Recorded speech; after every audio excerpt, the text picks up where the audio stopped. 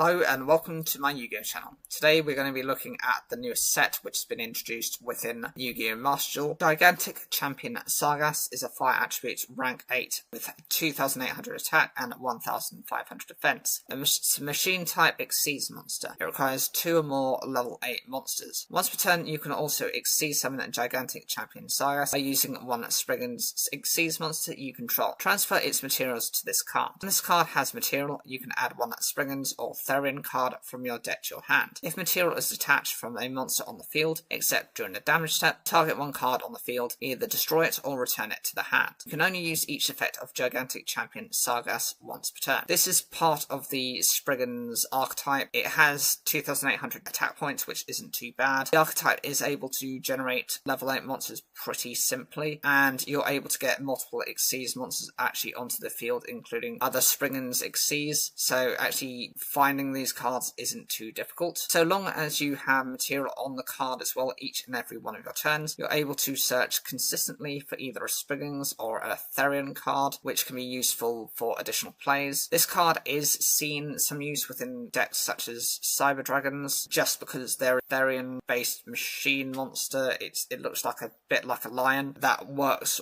well with the Cyber Dragons as it negates certain types of effects. Provided a material has been detached from another monster on the field, so it can be either yours or your opponent's, you're able to target any card on the field, be that yours or your opponent's. It could be a spell, a trap, or a monster, and it either gets destroyed or returned to the hand. So sometimes you want one of the other effects. Sometimes if you destroy a card, then it has a searching ability, and that will then help to trigger off and support your opponent. But often when it's returned to the hand, it's a sort of disruption that your opponent isn't able to protect their cards from, so arguably that's the more powerful of the two effects. Ecclesia and the Dark Dragon is a light attribute level 8 spellcaster type synchro effect monster with 2,500 attack and 2,500 defense. It requires 1 tuner plus 1 or more non-tuner monsters. During the main phase, as a quick effect, you can banish this card until the end phase, and if you do, special summon 1 Fawn of Bowels or 1 level 4 or lower monster that mentions it from your deck or graveyard. If this card is in your graveyard, you can target 1 level 8 fusion monster in your graveyard or banishment and 1 card on the field. Shuffle both those cards and this card into the deck. You can only use each effect of Ecclesia and the Dark Dragon once per turn. This is one of the brand new synchro monsters that have been introduced for the Albaz archetype. It has a balanced 2,500 attack and defense, so it's useful in both modes. It's very generic in terms of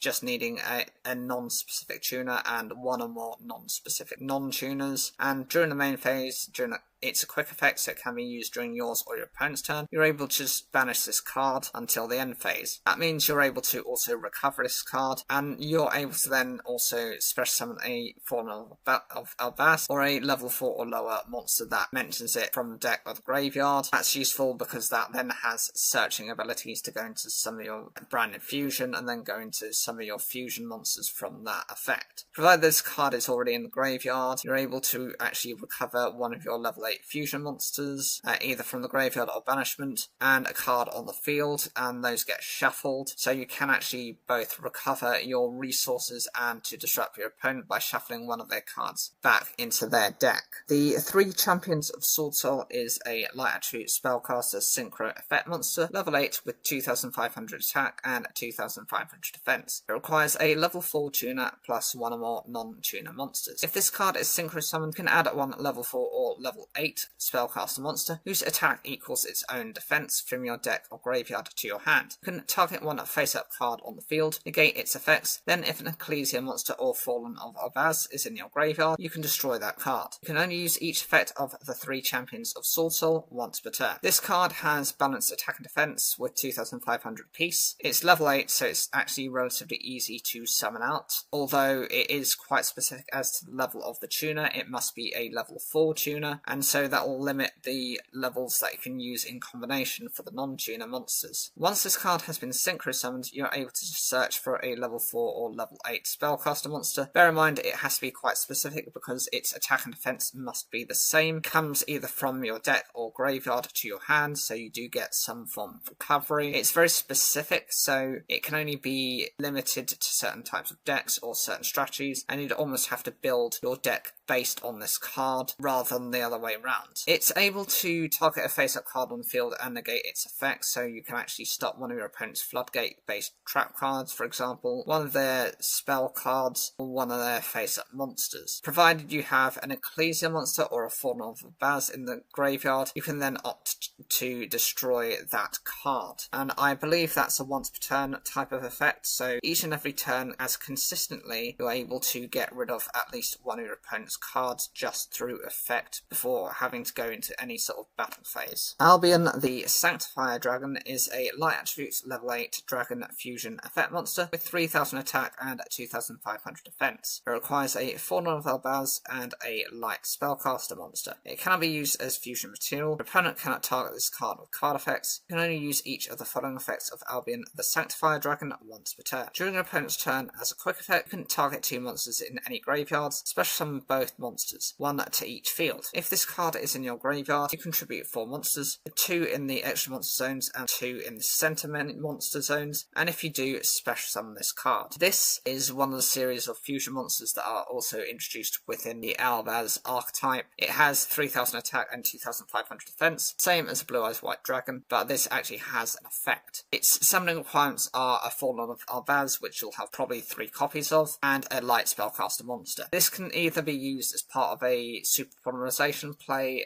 if your opponent happens to be running light spellcasters, or you need to be running probably your own just to guarantee that you can bring this card out. It cannot be used as part of a fusion material, so once you've got this out, you can't go into fusions using it. That's fine. This is also unable to be targeted by your opponent's card effect, so it has some level of immunity, but cards such as Mirror Force, Raigeki, Dark Hole, Lightning Vortex all will impact this card and destroy it, given that those are non-targeting based effects. This is a bit of an annoying card because it's often used within locks to prevent your opponent from doing much of anything. For example, it's often used with one of the gimmick puppet monsters to bring that card to your opponent's side of the field, and when they do that, they're no longer able to summon into certain types of cards. Likewise, with the Ra's Disciple, it prevents them from actually accessing any of their other cards, making it quite difficult to get over this card. This does have another ability to recover itself by tributing 4 monsters, but I've never actually witnessed it being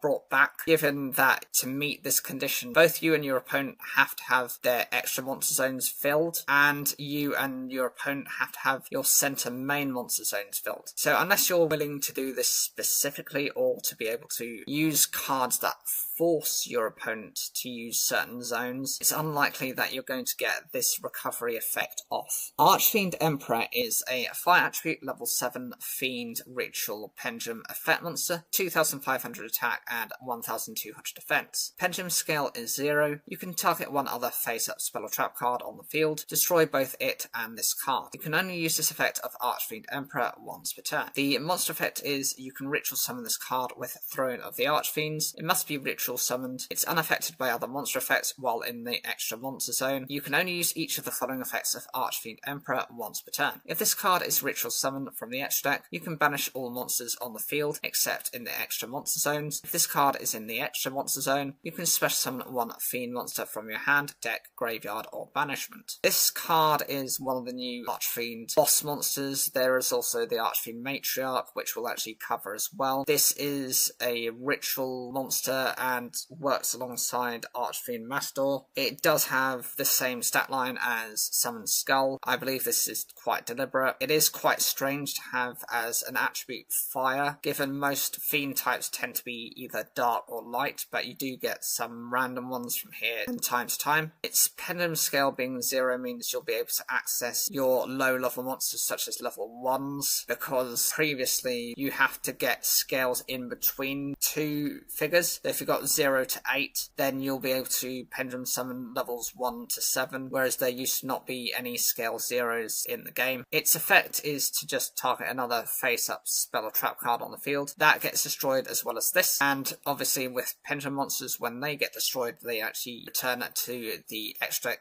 face-up, so you do have easier access to bringing this back out. This can be ritual summoned with Throne of the Archfiends, and it's unaffected by other monster effects, provided this is in the extra monster zone. So it actually incentivizes you to have this card initially within the extra deck face up. You're able to use each of the effects of Archfiend Emperor once per turn. So once this card happens to be ritual summoned, you're able to just banish all monsters on the field except basically itself, and if your opponent happens to have anything in their extra monster zone. So that actually makes it quite difficult for your opponent to recover. And as soon as this card is in the extra monster zone, you're able to special summon a fiend monster, and it can be basically from anywhere: the hand, the deck, the graveyard, or the banishment. So you have full reign and full access to whatever and whenever you need it. That's quite useful, and that effect can be used and implemented each and every one of your turns, so you're able to just boost your field presence. Archfiend Matriarch is a light attribute level 7 fiend ritual pendulum effect monster with 2100 attack and 2900 defense. Pendulum scale is 9. You can target one Archfiend spell or trap card in your graveyard or banishment, destroy this card, and if you do, add that target to your hand. You can only use this effect of Archfiend Matriarch once per turn. The monster effect is you can ritual summon this card with Throne of the Archfiends. It must be ritual summoned. It's unaffected by other monster effects while in the extra monster zone, and if this card is ritual summoned, you can destroy as many spell or trap cards your opponent controls as possible. Then if this card is in the extra monster zone, you can banish all spell or trap cards from your opponent's graveyard. You can only use this effect of Archfiend Matriarch once per turn. The attack and defense on this is quite balanced. It is more of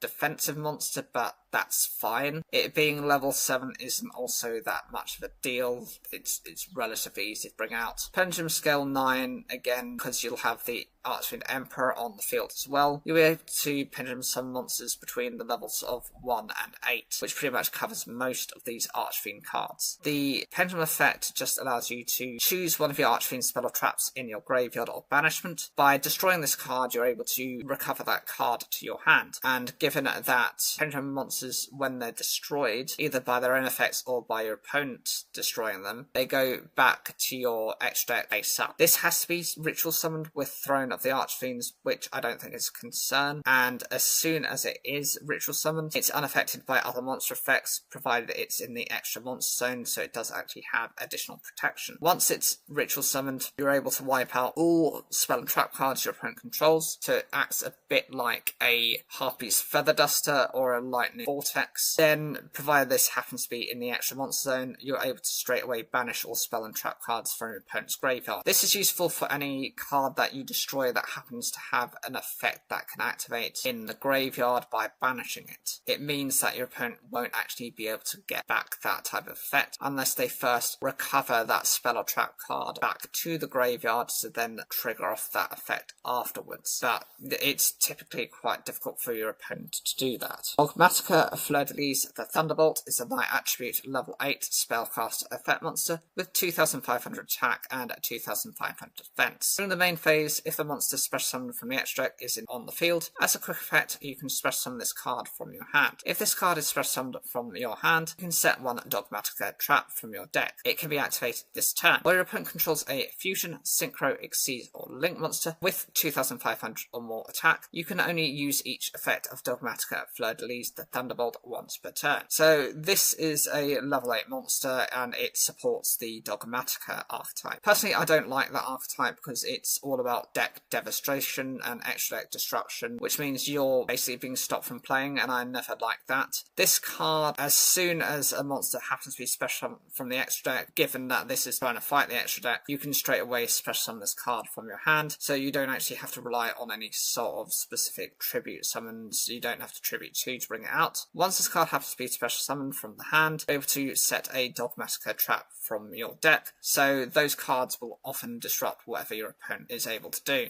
And it's also being able to be activated this turn, so long as that your opponent already has an extra deck monster, be that Fusion, Synchro, Exceed, or Link, that has 2500 attack or more. There are a few conditions around this, but most of the time your opponent isn't really going to be going into smaller monsters, they're going to want to go into their bigger extra deck cards. Fallen of the White Dragon is a dark attribute level 4 dragon effect monster with 1800 attack and 0 defense. This card is always treated as Fallen of Albaz. If this card is in your hand, you can send one monster that mentions Fallen of Albaz from your extra deck to the graveyard. Special summon this card. Also, you cannot special summon from the extra deck for the rest of this turn except level 8 fusion or synchro monsters. If this card is normal or special summoned, you can special summon one Ecclesia monster from your hand, deck, or graveyard. You can only use each effect of Fallen of the White Dragon once per turn. This is an alternative version of Fallen of Albaz, and since it treats itself by that name, it can still be treated for exactly the same fusion summoning requirements as one of the materials. It has the same stat line as the original with 1800 attack and 0 defense, and as soon as this card is in your hand, just by sending a card that mentions Fallen of Albaz from the extra deck to the graveyard, you can straight away just special summon this card. This does lock you into summoning level 8 fusion or synchro monsters for the remainder of the turn, but that's fine as long as since it's not eating up your normal summon. Also, given that a couple of the cards with Fallen of Albaz get used from the graveyard, sending things there is not a problem. Once this card has been normal or special summoned, also special summon an Ecclesia monster from the hand, deck, or graveyard, so this actually makes it a lot more field presence for you to face off against your opponent. Tri-Brigade Spriggan's Kit is a light attribute level 4 beast effect monster with 1700 attack and 1000 defense. If you control a Tri-Brigade or Spriggan's monster, except Tri-Brigade Spriggan's Kit, you can special summon this card from your hand. If this card is sent to the graveyard, you can special summon one of the following monsters from your graveyard in defense position, except Tri-Brigade Spriggan's Kit. Tri-Brigade monster, a Spriggan's monster, or a Fallen of Albaz, or one monster that mentions it. You can only use each effect of Tri-Brigade Spriggan's Kit once per turn. This card is meant to support several types of decks. It's firstly the Tri-Brigade deck, which is its own archetype, but it's trying to merge this with the Spriggans and also Fallen of Albaz. So long as you've got a Tri-Brigade or Spriggan's monster except a copy of itself already on the field, you can straight away special summon this card from the hand. This is useful as this doesn't eat up your normal summon, and it can work alongside the other Tri-Brigade cards. As you can see above it is the Tri-Brigade Kit, the original one, which is somewhat weaker in that it has 1000 less attack points. It's level 2. The attribute's also different. The new one is light, the old version is fire, and it helps you to go into your Tri-Brigade Link monsters, some of which are quite powerful. As soon as this card is kind of sent to the graveyard, bear in mind Link Summon will actually count as one of those requirements. You're able to special summon a monster from your graveyard in defense position, so the only downside of this is you do have to have searched and set up your graveyard first before you can trigger off this effect. So you can choose one of those 3 types of cards. Depending on how you've built your deck and the situation you're facing will determine which of those 3 monsters you want to opt for. Ftero enneacraft Alazone AI is an Earth attribute level 1 machine and pendulum flip effect monster, 100 attack and 1000 defense. Pendulum scale is 0, and each time a pendulum monster is flipped face up, place 1 EC counter on this card. You can pay 900 life points, reveal 3 enneacraft cards from your deck. Your opponent randomly picks 1 you to add to your hand, shuffle the rest into the deck.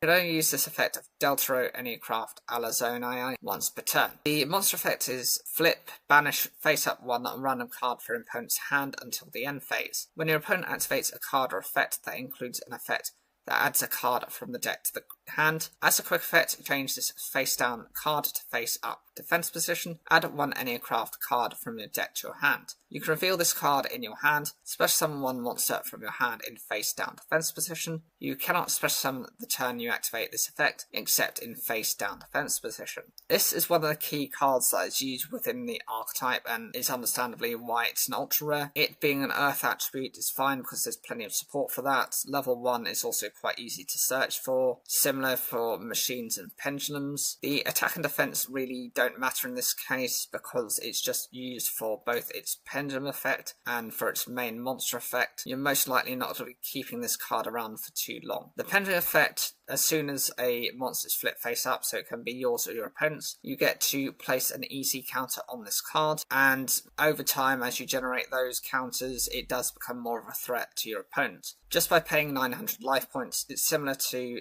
that of the Kui monsters, as basically they pay 800 life points, Qliphort Scouts, and you get to search for a specific Qliphort card. Whereas this, you choose 3 enneacraft cards and your opponent random picks for you, get one of those, and the rest get sent back to the deck. and shuffled. You can actually fix that provided that you have 3 of a particular card, because then that forces your opponent to choose one of those cards. And, you know, since it's being shuffled back into the deck, you'll probably be able to access those other copies of the cards relatively easily. The monster effect is quite good as well, given that all you're doing is by being able to banish face up 1 random card for your opponent's hand until the end phase. This can disrupt your opponent, as they might need that within their turn, and it means that their opponent isn't able to access this until at least their very next turn. As soon as the opponent activates a card or effect, that includes an effect that adds a card from the deck to the hand, so that's actually quite useful, as your opponent will likely be searching multiple times within the game. You can change this face down card to face up defense position. You can then search for an enneacraft card from the deck to hand, so it can either be the monster, or effectively I think there's either only monsters or spells at the moment. There aren't any traps, so one of those you can choose. Just by revealing this card, you're able to special summon another monster from your hand in face down defense position, so it can be itself or another enneacraft monster or another monster that you have. Ideally it might be something like a flip effect monster, so that can then trigger off its effect in the future. Enneacraft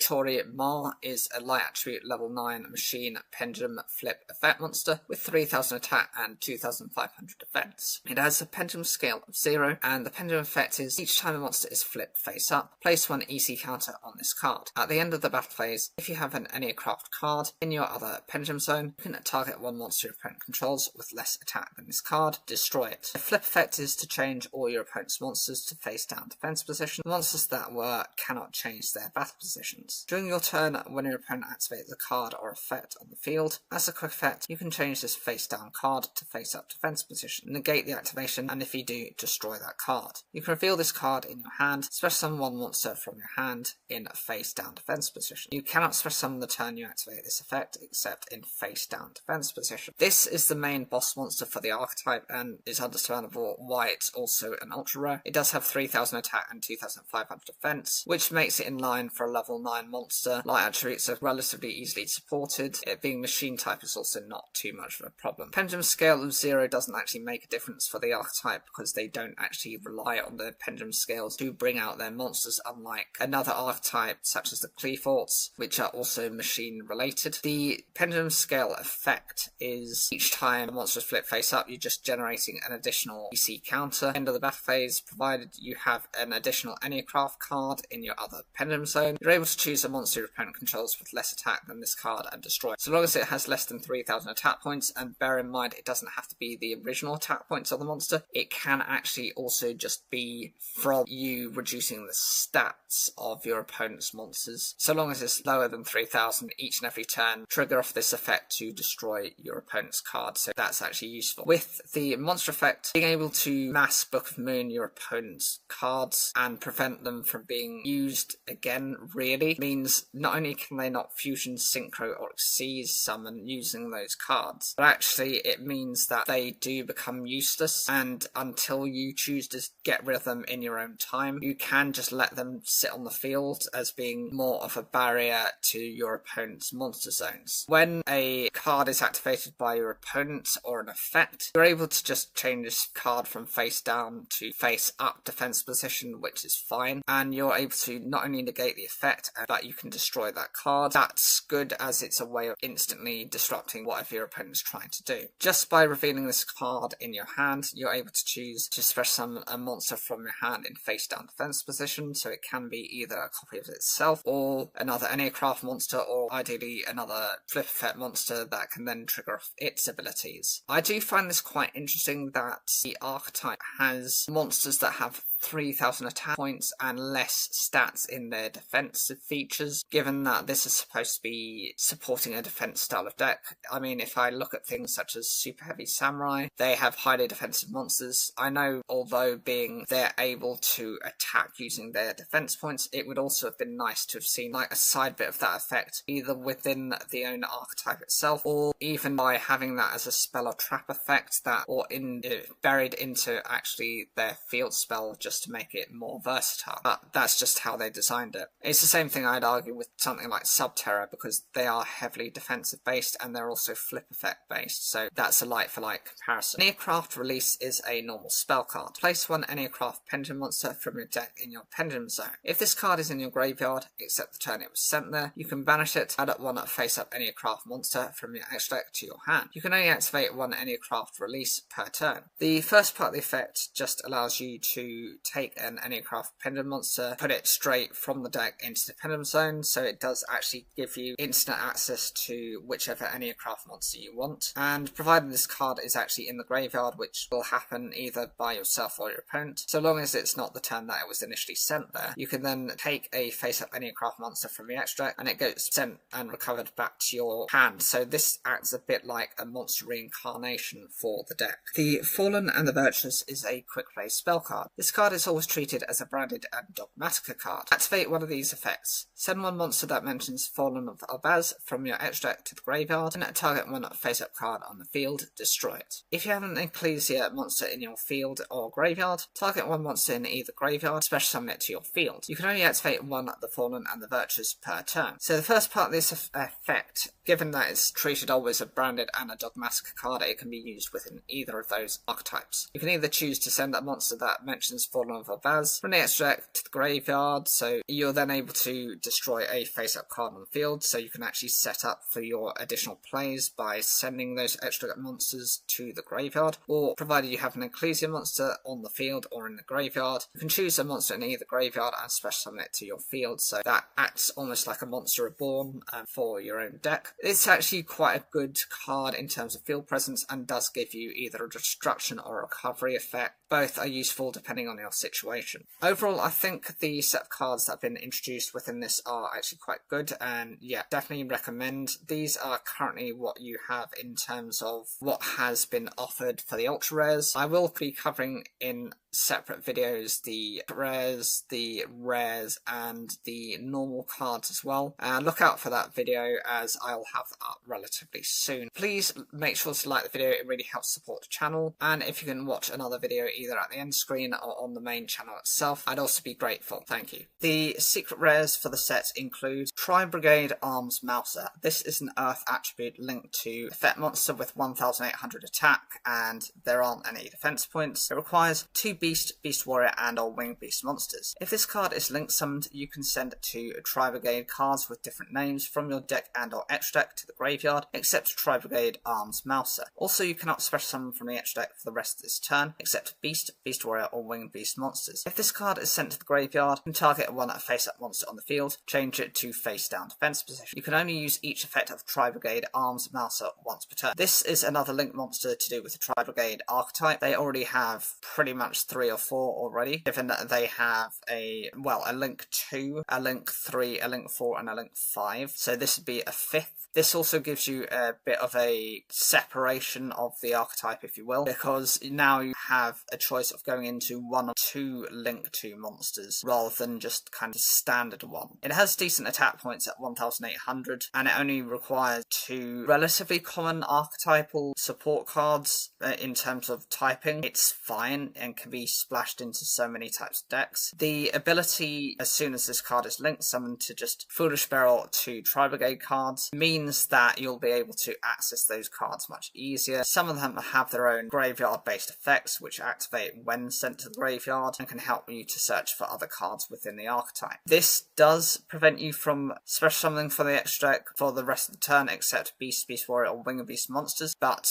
that's not a problem given for Tri-Brigades, that's all they summon. As soon as this card happens to be sent to the graveyard, you can Book of Moon one of your opponent's monsters. It can technically be one of yours as well, but you're more likely to use this against your opponent. Best thing about that is this is an archetype that likes to constantly link for himself, so this will be sent to the graveyard either by you or your opponent. Gung-Ho Spriggans is a fire attribute rank 4 machine exceeds monster with 2500 attack and 1600 defense. It requires 2 more level 4 Springer monsters. If this card is exceed summoned or sent to the graveyard, you can special summon 1 Spriggans Captain Sargas from your deck or at graveyard. You can detach 2 materials from this card, add to your hand, or special summon 1 of the following monsters from your deck. Either a Spriggans monster, a Therian monster, or a Fallen Level Baz, or 1 monster that mentions it. You can only use 1 Gung-Ho Spriggans effect per turn, and only once that turn. This card is pretty easy to bring out, given that it only needs 2 or more level 4 Spriggans monsters. Attack points for a rank 4 is also fine, same attack points as a Utopia, and as soon as this is exceeds summoned or sent to the graveyard, you can instantly bring out a Spriggans Captain Sargas from the deck or graveyard. This means not only are you replacing the card, but you're making it much easier to access into other parts of the Spriggans archetype. By detaching 2 materials, you can either choose to add to your hand or special summon a Spriggans, a Therian, or a Fallen Level Baz card. This can be useful depending on what part of the archetype you're really going for. Each has its own abilities. Therians very much rely on negation-based effects. Spriggans like to have a number of their exceeds monsters currently on the field, and by detaching different materials, they can then trigger off destruction-based effects, and with Fallen of a Baz, they can go into various types of fusion monsters very quickly, and those monsters can disrupt your opponent through anything from burn damage to removing some of their strongest monsters, and including with the Mirror Jade Ice Dragon being able to wipe out all of the opponent's cards on the field. The dragon that devours the Dogma is a dark attribute level 8 beast type fusion effect monster. It has 3000 attack and 2500 defense, and requires a Fallen of a Baz plus 1 light or dark monster plus an effect monster. While an Ecclesia monster is on the field or in either graveyard, this card gains 500 attack. Also, it is unaffected by other card effects. You can only use each of the following effects of the dragon that devours the Dogma once per turn. If this card is special summoned, you can shuffle up to 2 cards from any graveyard and or banishment into the deck. During the end phase, if this card is in the graveyard because it was sent there this turn, you can add 1 Dogmatica or Tri-Brigade card from your deck to your hand. This is another fusion monster that happens to work alongside Fallen of Baz. It has 3000 attack and 2500 defense, so it has the same stat line as a Blue Eyes White Dragon. It's a dark attribute, there's plenty of support for dark archetypes. It being a beast monster is not typically supported by most types of decks outside of maybe Tri-Brigades. It's also a decent superimmunization target, given that you can just fuse it with a couple of your monsters plus 1 of your opponents, as you could either meet that condition by your opponent having a light or dark monster or them having an effect monster. It really works in and amongst any of your opponent's decks, no matter what they're running. As soon as you've got an Ecclesia monster in the field or in either graveyard, this card becomes a 3500 attack monster, and it's immune to other card effects. So that means that your opponent will have to boost their own monsters to beyond that 3500 attack points threshold before they can wipe this card out in battle. And in terms of the other effects, as soon as this card is special summoned, so it can actually be through its original fusion summon, or if it gets revived from the graveyard, being able to shuffle 2 cards from any graveyards or banishment into the deck means you can either choose to recover your own cards or to disrupt your opponent by sending their cards back into the deck. This can be more difficult for them to then search for those cards, especially if they've spent a load of resources to get those cards into the graveyard to trigger off certain effects. During the end phase, provided this card is in the graveyard, you're able to just search for a Dogmatica or Tri-Brigade card, so it has at least some placement effect to it, so you can then extend into additional combos. Archfiend Heiress is a dark attribute level 3 fiend effect monster with 1000 attack and 0 defense. If this card is sent to the graveyard by a card effect or being destroyed by battle, you can add 1 Archfiend card from your deck to your hand except Archfiend Heiress. You can only use this effect of Archfiend Heiress once per turn. The summoning on this card is pretty easy, it's just a level 3 monster. It can be used within plenty of different strategies, and it's very well supported as a dark attribute monster. Because it works in synergy with level 3s, it can be brought out almost by tour guide of the underworld, and if this card happens to be sent to the graveyard, either by card effect or by being destroyed by battle, you instantly get to search for any of your Archfiend cards from your deck to your hand except another copy copy of itself. It seems very easy to then bring out your other cards, and it's not a problem to be running multiple copies of it. Pot of the Forbidden is an Earth attribute level 9 flip effect monster with 2000 attack and 3000 defense. The effect is you can activate one of these effects. Either draw 2 cards, return all spell and trap cards on the field to the hand, destroy all monsters your opponent controls, or look at your opponent's hand and choose 1 card from it to shuffle into the deck. You can only use this effect of Pot of the Forbidden once per turn. This is one of the strongest style of cards, so you do have a number of these jar cards such as Morphing Jar, Cyber Jar, Fiber Jar, etc. This being a level 9 typically isn't too easy to bring out, but there are quite a lot of flip support cards, especially with the new enneacraft, which allow you to summon those cards in face down defense position just by revealing one of those monsters. It has 3000 defense points, so it's not something that's easy to get over, and each of its effects reflect a powerful card which has effective banned in the past. The first to draw 2 cards is Pot of Greed. The second effect is Giant Trunade, returning all spells and traps on the field to the hand. The third effect is destroying all monsters your opponent controls. That's a Raigeki effect. And the fourth is the Forceful Sentry, which allows you to then choose a card from your opponent's hand and shuffle it back into the deck. All very powerful effects, and if you can actually reliably bring this card out, it can be enough to disrupt your opponent from getting into what they need. Therian Lily Berea is a wind attribute level 8 plant type effect monster. It has 2400 attack and 2500 defense. Only use each of the following effects of Therian Lily Berea once per turn. You can target one Therian monster or one plant monster in your graveyard, special summon this card from your hand, and if you do, equip that monster to this card. Or you can send one card from your hand or field to the graveyard, add one Therian spell or trap card from your deck to your hand. A Therian monster equipped with this card gains 700 attack. Also, it can activate the second effect listed above as if it were Therian Lily Berea. So with this, these Therian cards all have the ability to equip themselves onto other cards. That could be quite useful in protecting those cards or being able to negate whatever your opponent does. It has a balanced stat line in its attack and defense, and is often seen given that it's a plant type within plant type decks, including those run by Akiza Asinski from Yu-Gi-Oh! 5Ds, who had the Black Rose Dragon. The first ability just lets you target either a Therian monster, so within its own archetype support, or a plant monster in your graveyard. They get special summoned, this card gets special summoned, and then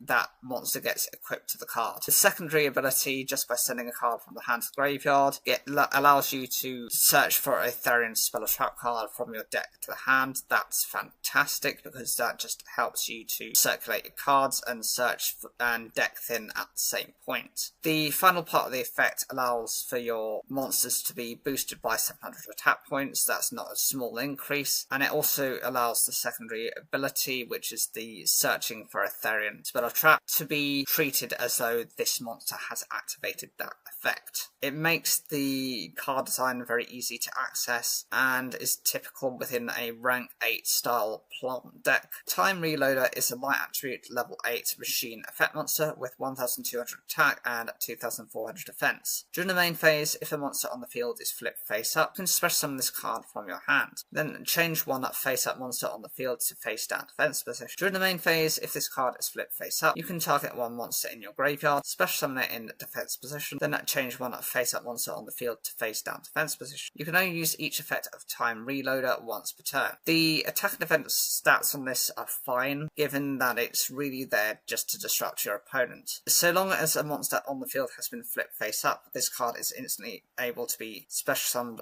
from the hand. That means you don't have to go into the 2 tributes which would typically necessary to bring this out, or to bring this out by other means which are quite obscure, such as through the effect of Shining Angel. You're able to also disrupt your opponent by flipping a face-up monster to face-down defense position, so this is another version of Book of Moon. Just during the main phase, once this card has been flipped face-up, you're able to choose a monster in your graveyard and it can be special summoned in defense position. You're then also able to Book of Moon another card, so this can also help to disrupt the opponent. Essentially, it can use a Book of Moon style of effect twice within its own effect, but it is designed specifically specifically for the time archetype, so you do have a couple of things for it, but not enough to make a substantial deck. Convertible is a Earth attribute level 8 Winged Beast flip effect monster with 1400 attack and 2800 defense. The effect is flip can special summon one level 5 or higher flip monster from your deck face down defense position, except convertible. During the battle phase, if this card is in your hand as a quick effect, you can target one face down monster on the field, send it to the graveyard. And if you do special summon this card in face down defense position, you can only use each effect of convertible once per turn. The stat line on this is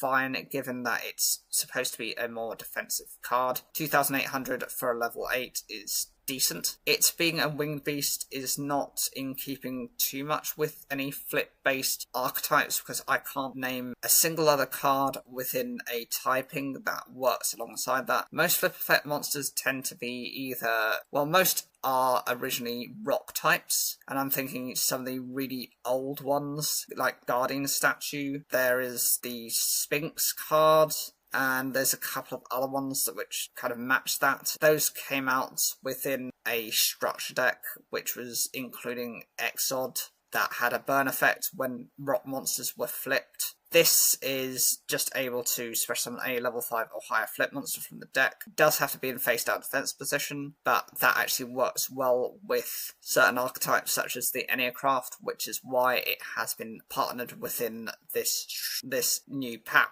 During the battle phase, provided this card is in the hand, you're able to send a face down monster on the field to the graveyard just to special summon this card, so you can actually replace that monster with this. And because this is quite high defense points, it is most likely going to be able to survive. Royal Archfiend is a fight attribute level 7 fiend effect monster with 2400 attack and 1000 defense. You contribute this card from your hand or face up field, add one Archfiend card from your deck to your hand, except Royal Archfiend. Also, you cannot special summon from the extra deck for the rest of this turn, except Archfiend monsters, but you can normal summon one fiend monster during your main phase this turn, in addition to your normal summon set. You can only gain this effect once per turn. When your ritual monster is destroyed by battle while this card is in your graveyard, you can special summon this card. You can only use each effect of Royal Archfiend once per turn. This is a 2400 attack monster, which is fine for a level 7. I would have liked to have seen a little bit more of a defensive boost, but it's okay for what you need. By attributing this card, and this can be either from the hand or face up, you can then search for an Archfiend card from your deck to your hand, so it can be a spell, a trap, or a monster, except another copy of itself. You are restricted from summoning any monsters from the extra deck outside of Archfiends, but that's, if you're dedicating a deck towards it, you're most likely going to be fine with that. But it does give you, as a trade-off, the ability to normal summon a additional fiend monster during your main phase this turn. That's good, as that will help to increase your field advantage.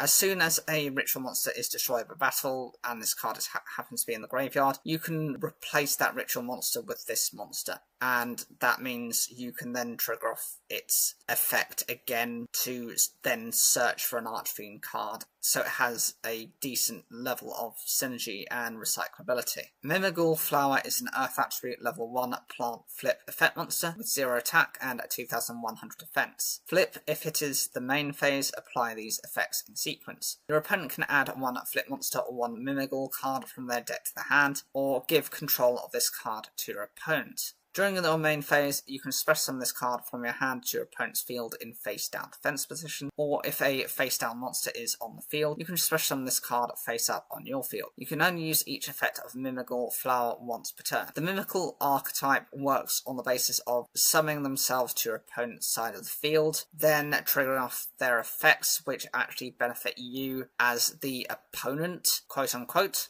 as opposed to your actual opponent, who would then control the card. First ability just allows you to then search for a flip monster or a Mimigul card from the deck to hand, so it can be any Mimigul card, spell, trap, or monster, or any flip monster themselves, so if you're running a flip pendant archetype, that's also quite useful. The other part of the effect is just to give control of this card to the opponent, so this means that actually you're getting this card back after it has its beneficial effect for you. The other main part of the effect is provided your opponent has a face down defense position monster, which you can do within the archetype. You can instantly just special summon this card to your opponent. Well, you can special summon this actually onto your field, so it actually helps to then go into your Xyz summons. Archfiend Eccentric is a light attribute level 3 fiend type pendulum effect monster with 800 attack and 1000 defense. The pendulum scale is 7, and the pendulum monster effect, you can target one other spell or trap card on the field, destroy both it and this card. You can only use this effect of Archfiend Eccentric once per turn.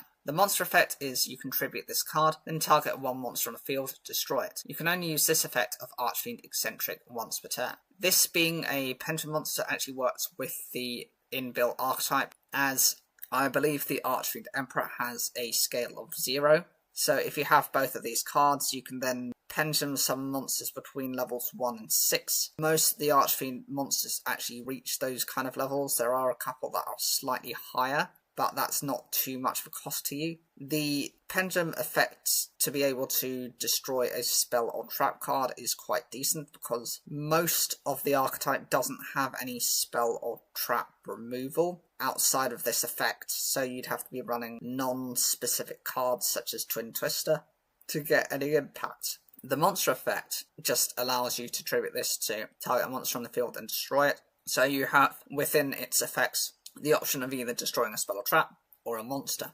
It can be one of your own monsters if that actually benefits you, or more likely than not, it will be against one of your opponents. Enneacraft Isa Leone is a light attribute level 9 machine type pendulum flip effect monster with 3000 attack and 2500 defense. The pendulum scale is 0, and each time a monster is flipped face up, place one EC counter on this card. At the end of the battle phase, if you have an Enneacraft card in your other pendulum zone, you can target one monster your opponent controls with less attack than this card, destroy it. The monster effect, after this card was flipped face up, while it is in the main monster zone, each time your opponent adds a card to their hand by their card effect, they take 900 damage for each card. When your opponent activates a card or effect in response to a card or effect activation, as a quick effect, you can change this face down card to face up defense position, return up to 3 cards from the field to the hand. You can reveal this card in your hand, special summon one monster from your hand in face down defense position. You cannot special summon this turn you activate this effect, except in face down defense position. The Enneacraft archetype has a number of monsters, either the level 1s or which are the small minion style of monsters, and the level 9 monsters, which are all within their own boss monsters. Each of the level 9s have 3000 attack and 2500 defense points. They're all light attributes, level 9 machine pendulum flip effect monsters, and their pendulum scale is all 0. Now, you might be wondering how, if their scales are 0, that actually you summon them. Well, that actually is in keeping with the secondary part of the monster effect. Just by revealing this card in your hand, you can then choose to special summon a monster from your hand in face down defense position. This can either be a copy of itself, a copy of another Enneacraft monster, or another monster you have in general. Ideally, you would want to go into flip effect monsters, because this will then help you to activate those effects in the future without having to use any specific resources or to try and make things a lot faster. The other part of the monster effect means that every time an opponent adds a card to their hand by a card effect, they're taking 900 damage for each card. So every time they just do any sort of searching, that's 900 points, and do that a number of times, 9 times in total, they've lost a game, unless they've got life point recovery cards. And you can beat down strategy as well, with them having consistently being able to be summoned. When an opponent activates a card or effect in response to your own activation of the card, you're able to just flip this card from face down to face up defense position, and you can compulsory evacuation device 3 cards from the field to hand, so it can be yours, your opponent's, or a combination of both. Most likely you want to remove your opponent's cards, and often these can be quite difficult to then recover. With the pendulum effect. This helps to, every time a monster is flipped face up, just generate additional counters on this card. It works alongside a card called enneacraft, where at the end of your turn, it will remove all of your EC counters and burn your opponent's life points 900 times the number of counters removed. So the more you can actually generate of those counters, the more difficult it is for your opponent to survive until beyond the end of that turn. At the end of the battle phase, provided you have another enneacraft card in your other pendulum zone, you're able to choose a monster your opponent controls, so long as it's got less than 3,000 attack points, and it gets destroyed. There are ways of manipulating this, given that you can use stat reducing cards such as Burden of the Mighty to reduce your opponent's monsters by its level times 100 to get it down enough for this effect to work.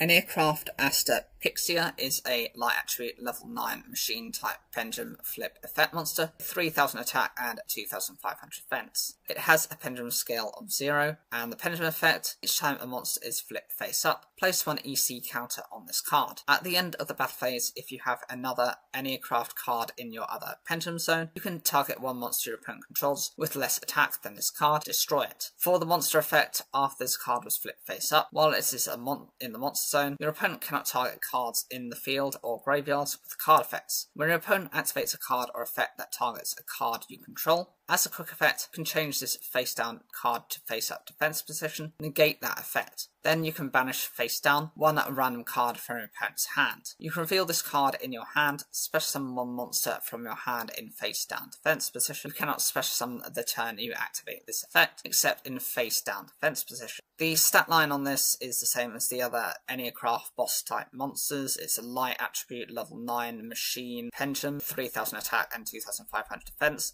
There are a series of about 4 different boss monsters, and this isn't the signature one, but it's one that's quite useful. The scale being 0 isn't a problem, given that they're able to special summon themselves, another copy of another enneacraft monster, or another of your own monsters, just by revealing this card in your hand. It does mean that you are restricted to putting those cards in face down defense position, so they can't go in the offense immediately, but it allows for you to get these cards out without having to tribute over certain cards, and by avoiding wasting your normal summon or set. With the initial part of the monster effect, it does provide you protections, well, from your opponent targeting cards on the field or in the graveyards with card effects, so that can be either yours or your opponent's graveyard. And if they're going after your graveyard, most likely they're trying to disrupt whatever you're trying to recover. Likewise, that would actually disrupt them from recovering whatever they're trying to set up. As soon as the opponent activates a card or effect that targets a card you control, which is pretty much going to be consistent, by changing this from face down to face up defense position, not only is that effect negated, you can then banish face down a random card from your opponent's hand. Banishing face down means that your opponent isn't able to recover that card, and it's basically permanently banished. With the pendulum effect, every time a monster is flipped face up, you can just generate these EC counters, and those counters, if used in conjunction with enneacraft, the field spell, can burn your opponent for 900 points times the number of EC counters that have been removed from those cards by the end of the turn. This given means that just by triggering this effect 9 times, you can beat your opponent by burn effects. As soon as the end of the battle phase occurs, so long as you've got an enneacraft card in your other pendulum zone, you're able to choose a monster your opponent controls with less attack than this and destroy it. As long as it has less than 3,000 attack points, you're in a good situation. It can just wipe out those cards. However, part of the concern is you sometimes get monsters that are over this, so you need to be running any cards that can do stat reductions to them. Enneacraft Atilspia is a light attribute level 9 machine type pendulum flip effect monster with 3,000 attack and 2,500 defense. It's got a pendulum scale of 0, and each time a monster is flipped face up, place 1 EC counter on this card. At the end of the battle phase, if you have an enneacraft card in your other pendulum zone, you can target one monster your opponent controls with less attack than this card, destroy it. The monster effect is, after this card was flipped face up, while this isn't the main monster zone, your opponent can activate cards or effects in response to their card or effect activation. activation. When your opponent activates a card or effect as chain link 3 or higher, as a quick effect, you can change this face down card to face up defense position, negate the activation of your opponent's cards and effects activated before this card is in the chain, and if you do, destroy them. You can reveal this card in your hand, special summon one monster from your hand in face down defense position. You cannot special summon the turn you activate this effect, except in face down defense position. The stat line is the same as the other boss monsters, light attribute level 9s with 3000 attack and 2500 defense. Pendulum scale being 0 is again not an issue, as by just revealing a copy of itself, you can either special summon itself, another enneacraft monster, or another monster you've got in a face down defense position. So you're actually getting a free special summon without wasting your normal summon or set. The first part of the monster effect, as soon as this card has been flipped face up, while in the monster zone, your opponent is then unable to respond to card effects or effect activation. Once an opponent activates a card or effect that is chain link 3 or higher, so this isn't too difficult, just by changing this card from face down to defense to face up defense, you're able to negate any effects which have been chained prior to this card being flipped face up. Not only that, but you can then destroy them. This means that your opponent is losing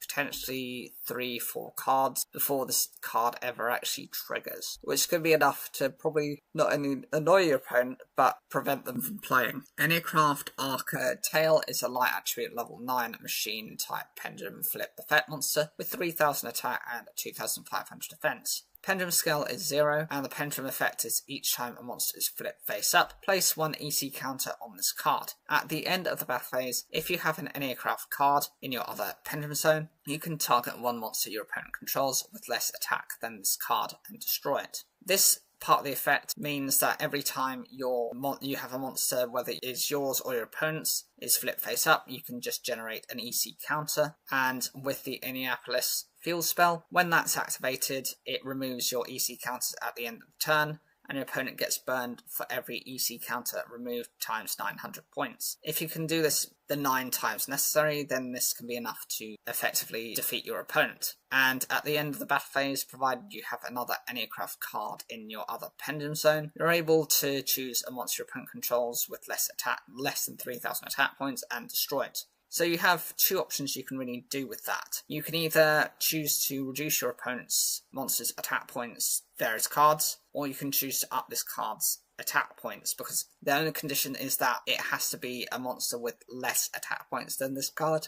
It doesn't mention original attack points, so increase in stat reductions are fair game. With the monster effect, after this card was flipped face up, while it is in the main monster zone, each time a monster is sent to your opponent's graveyard, they take 900 damage. When your opponent activates a card or effect that would destroy a card on the field, as a quick effect, you can change this face down defense position card to face up defense position. Monsters and enneacraft spells you control cannot be destroyed by card effects for the rest of this turn. You can reveal this card in your hand, special summon one monster from your hand in face down defense position. You cannot special summon the turn you activate this effect, except in face down defense position. With the monster effect, so long as this card has been flipped face up while in the monster zone, every time a monster is sent to your opponent's graveyard, they take 900 points of damage, so the more sending they do through cards such as within synchro strategies, the more likely they are to lose life points. As soon as the opponent activates a card or effect that attempts to destroy a card on the field, be it theirs or yours, you're able to change this from face down defense to face up. This protects your monsters and enneacraft spells from being destroyed by card effects for the rest of the turn, so it does actually provide you with at least the full turn's protection. And the summoning effect is pretty easy, as it doesn't require any cost for you. You just have to show them a copy of this card to either bring this card, another enneacraft monster, or another of your monsters to face down defense position. And since this is a special summon, eat up your normal summoner set. Tally-Ho Spriggans is a quick play spell card. When you activate this card, you can also detach up to 3 materials from monsters you control. Add 1 Spriggans monster from your deck to your hand. Then, if you detached any materials at activation, you can special summon that many Spriggans monsters from your hand or graveyard. During your main phase, if this card is in your graveyard, you can target 1 Exceeds monster on the field, detach 1 material from it, and if you do, add this card to your hand. You can only use 1 Tally-Ho Spriggans effect per turn, and only once a turn. This card allows you to just take 3 of your materials from monsters you control. they get sent to the graveyard. The good thing is you get to search for a Springer's monster that goes from the deck to your hand. But if you happen to respond to when you detach a material activation, you get the benefit of being able to special summon that many Springer's monsters from the hand or graveyard. So the more you detach, the more ability you have to recover. This is better in the long game, as you'll have more cards in your graveyard to choose from. Provided it's your main phase and this card is in the graveyard, you're able to just detach a material from it, and then recover this card to your hand, so you can actually reset and reuse this effect. Useful for spamming the field with your Springer's monsters. New Frontier is a field spell card. If your opponent special summons a Ritual, Fusion, Synchro, Xyz, and or Link monster, except during a damage step, you can activate one of these effects. Either add one Fallen of Albaz, or one monster that mentions it, from your deck to your hand, or special summon one Fallen of Albaz, one monster that mentions it from your hand. You can only use each effect of a New Frontier once per turn. This card works in response to provided your opponent has an extra monster pretty much on their field. And you're either able to search consistently during your turn, either a Fallen of Albaz or a monster that mentions it, so that's actually quite good, because that can then trigger off their effects if they've got those abilities within the hand, or you can choose to special summon one of those types of card, which will add to your field advantage. Sunset Beat is a continuous spell card. If a face-up monster you control is changed to face-down defense position, you can target one card on the field to destroy it. If a flip monster you control is flip face-up, even during a damage step, you can target one of them, flip damage to your opponents equal to its level times 200. You can only use each effect of Sunset Beat once per turn. This card is intended to support any flip-based deck, and I know the enneacraft ones are quite powerful given that they're very fast in response, but this is intended mostly to help decks that go about this type of effect very slowly. Provided you have a face-up monster that is changed to face-down defense position, and a lot of these cards can actually reset themselves, you can just destroy a card on the field. So it's a way of not only getting your own benefits, but also being able to disrupt whatever your opponent's doing. And if you happen to have a flip monster that's been flipped face up, you're able to burn your opponent for a certain amount of damage times 200 based on the level. So the higher the level, the more damage you can do to the opponent. Pairing this with the enneacrafts works quite well, because when they're flipped face up, either you're going to do 200 points of damage, as you do have the small ones which are level 1s, or you can do up to 1800 points of damage, as the boss monsters are all level 9s. Enneacraft is a field spell card. This card is always treated as an enneacraft card. Once per turn during the end phase, remove all EC counters from your field, and if you do, your opponent takes 900 damage for each. You can only use each of the following effects of Enneacraft once per turn. You can target any number of enneacraft pendulum monster cards you control, return them to the hand. If an enneacraft pendulum monster you control is flipped face up during your main phase, choose one of them and either return it to the hand, place it in your pendulum zone. This is the mainstay of the field spell. This can, when used correctly, help you to burn your opponent for massive chunks of damage, enough to defeat your opponent in the turn.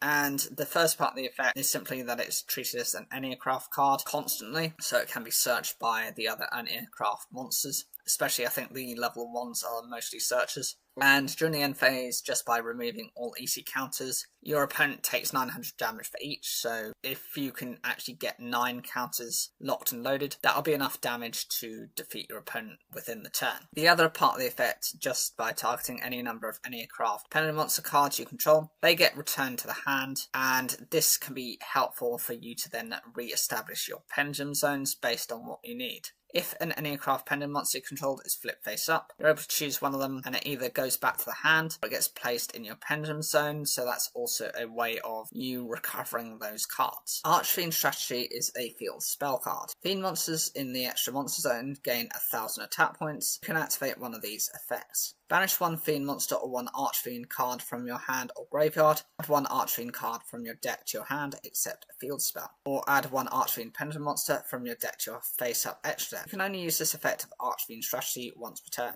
Any of your Archfiends that happen to be in the extra monster zone get a booster of 1000 attack points. That's quite useful, as Matriarch would become a 3100 attack monster and the Emperor would become a 3500 attack monster. The first effect, just by banishing a Fiend monster or an Archfiend from your hand or graveyard, you get to search for any other archfiend card from the deck to hand, except a field spell. That's a shame, but it's quite useful still, as you can technically search for a spell, a trap, or another monster. Second part of the effect just allows you to add an archfiend pendant monster from the deck to your face-up extra deck, which means you can then ritual summon through Ritual of the Thrones when you get to cover that. Archfiend's Ghastly Glitch is a normal trap card. If you control a fiend monster, target one card on the field to destroy it, then you can send one fiend monster from your deck to the graveyard. This enables you to disrupt an opponent's card, be it a monster, a spell, or a trap card, and also Foolish Burial one of your own fiend monsters from the deck to the graveyard. It can either have a graveyard based effect where it can trigger, or option 2, what you can do is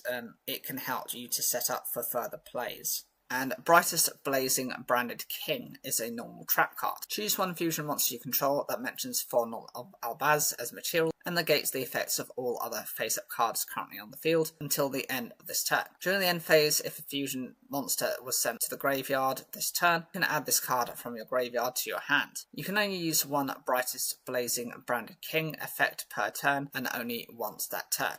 The first part of the effect, just so long as you've got a fusion monster with Fallen of Albaz listed as a material, lets you shut down the effects of all other face-up cards on the field. It is until the end of your turn, and it is both you and your opponent, but you'll activate this at a time where your opponent's trying to do things, and you might be able to stop them from going into additional plays. Provided a fusion monster was sent to your graveyard during the end phase, you can actually recover this card from your graveyard back to the hand, so it does have some recyclability without having to run generic recovery effects. Now we'll be looking at the rare cards. Gaia Stream the Graceful Force is a Wolf attribute rank 6 Aqua Exceeds effect monster with 0 attack and 0 defense. It requires 2 level 6 monsters. Once per turn, you can also Exceed summon Gaia Stream the Graceful Force by using one rank 5 or rank 7 Exceeds monster you control. Transfer its materials to this card. It cannot be used as material for an Exceed summon the turn if it was Exceed summoned. It cannot attack directly, and it gains attack equal to the combined levels or ranks of its attached materials times 200. At the end of the damage step, if this card battled, detach one material from this card.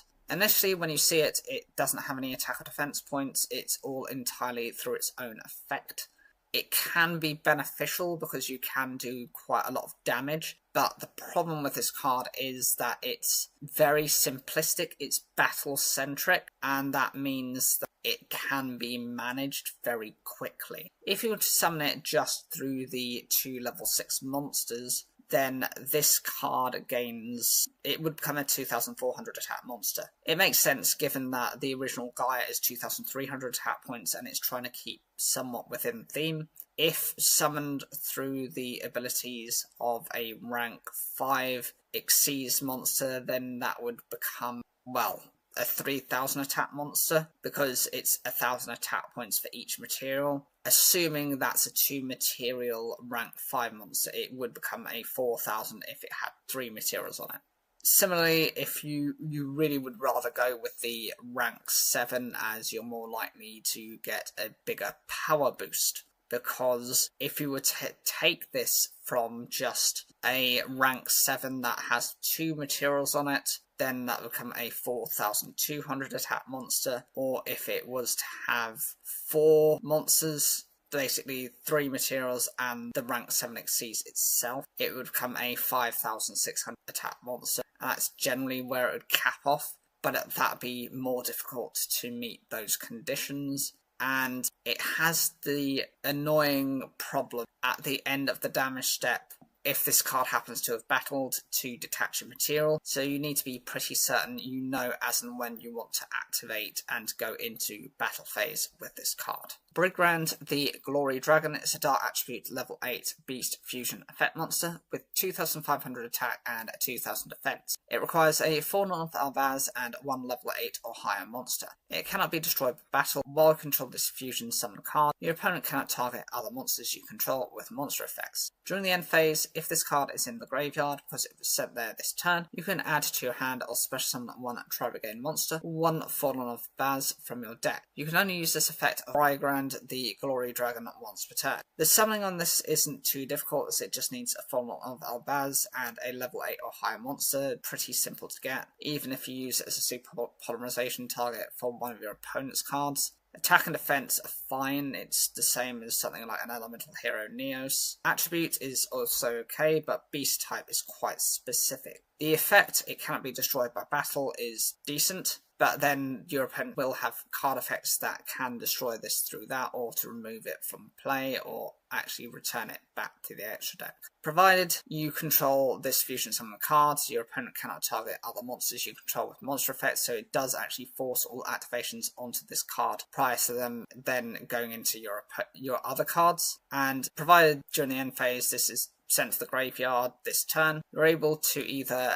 add to the hand or special summon a Tri-Brigade monster or a Fallen Baz from your deck. This can be useful as it just replaces itself for another one of your extenders, which can help you to further on the game. Sprint the Iron Dash Dragon is a dark attribute level 8 machine type fusion effect monster with 2500 attack and 2000 defense. It requires a Fallen of Albaz and an effect monster special summoned this turn. During your main phase, you can move this card you control to another of your main monster zones. Then you can destroy all other face-up cards in this card's column. During the end phase, if this card is in the graveyard, because it was sent there this turn, you can add to your hand or special summon one Spriggan's monster or one Fallen of Albaz from your deck. You can only use each effect of Sprint the Iron Dash Dragon once per turn. This has 2500 attack and 2000 defense, which is fine for a level 8 monster. The decency on this card is that it's actually quite easy to summon, although it's quite specific that it has to be an effect monster special summon this turn, but that can be either your own or your opponent's if you use something like super polymerization. During the main phase, just by moving this card to another of your main monster zones, you're able to destroy all other face-up cards in the card's column. Ideally, if you do this with one of your opponent's cards that happens to have 2 cards face-up, then you can actually get the maximum benefit, or not. If not, you can at least target either the spell or trap or their monster card through this ability. Being able to move zones isn't really that commonplace within branded or anything to do with that, but it's fine as a type of disruptive start of effect, and it can be used each and every one of your turns. When this card is sent to the graveyard during the end phase of the turn, you can either search or special summon a Spriggan's or a Fallen of Baz from your deck, so this actually helps to replace itself and to extend into your combos.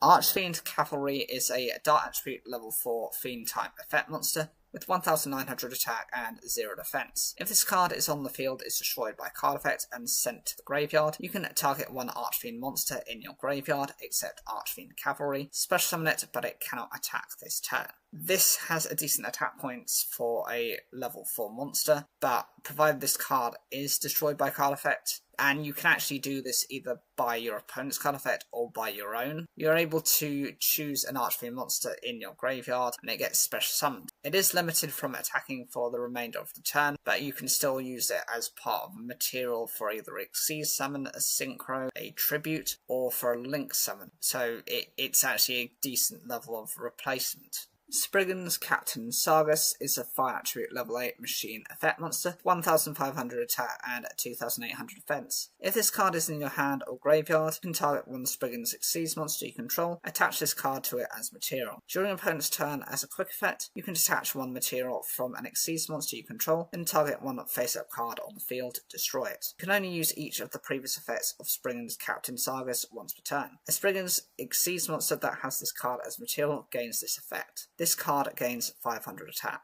For a level 8 monster, it's very defensive based with 2800 defense points, but I think that's fine. So long as this card is in the hand, the field, or the graveyard, you can choose a Spriggan's Xyz monster you control. This gets attached to the card as a material, so it will instantly get that 500 attack point boost, and whenever your opponent's turn happens, as a quick effect, just by detaching material from an Xyz monster you control, you're able to target a face-up card on the field and destroy it, so it's a way of disrupting what your opponent's doing, be that to target one of their face-up field spell, their monsters, spell, or traps. It's a good disruption that can be activated during yours or your opponent's turn. It only allows you to use each of the effects once per turn. It's a hard once per turn, but it's useful just to stop your opponent from kind of building up any patterns to their summonings. Reverse Jar is an Earth attribute level 3 rock type flip effect monster with 800 attack and 900 defense. Flip, change as many other monsters on the field as possible to face down defense position. Then return as many face up spell or trap cards as possible from the field to the hand. Then each player can set spell or trap cards from their hand up to the number returned to their own hand by this effect. You can only use this effect of a Reverse Jar once per turn. Of all the jar cards, I think this is one of the more surprising and least effective, just because even though you're changing other monsters to face down defense position, those cards are preventing from battle for only the remainder of the turn, and you then choose face up spell or trap cards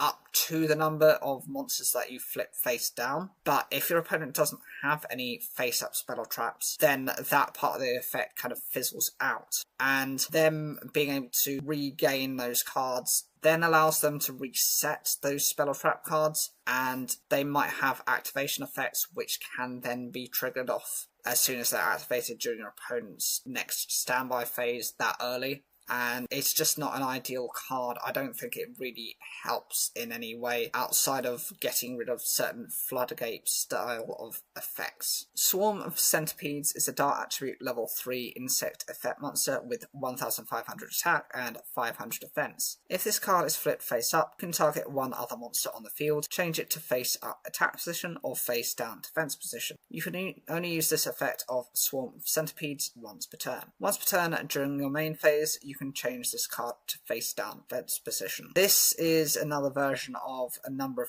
different cards. You've got Swarm of Locusts, there's a Swarm of Crows, there is another Swarm of something else, Swarm of Scarabs I believe. One impacts spell and trap cards, one impacts monster cards, and one impacts being able to discard cards from your opponent's hand. This one is another version, but this one impacts being able to either Book of Moon or Book of Tayu one of yours or your opponent's cards on the field. So it's useful if you want to reset types of flip effects, if they don't have their own automated versions, but often the upgraded cards do have those abilities. And it's probably a lot more difficult to do this consistently than to just run the original Book of Moon and Book of Tayu cards, especially since this will eat up your normal summon set. Flipping Feline is an Earth attribute level 2 beast type flip effect monster with 200 attack and 200 defense. If this card is sent from the hand or deck to the graveyard, you can special summon it in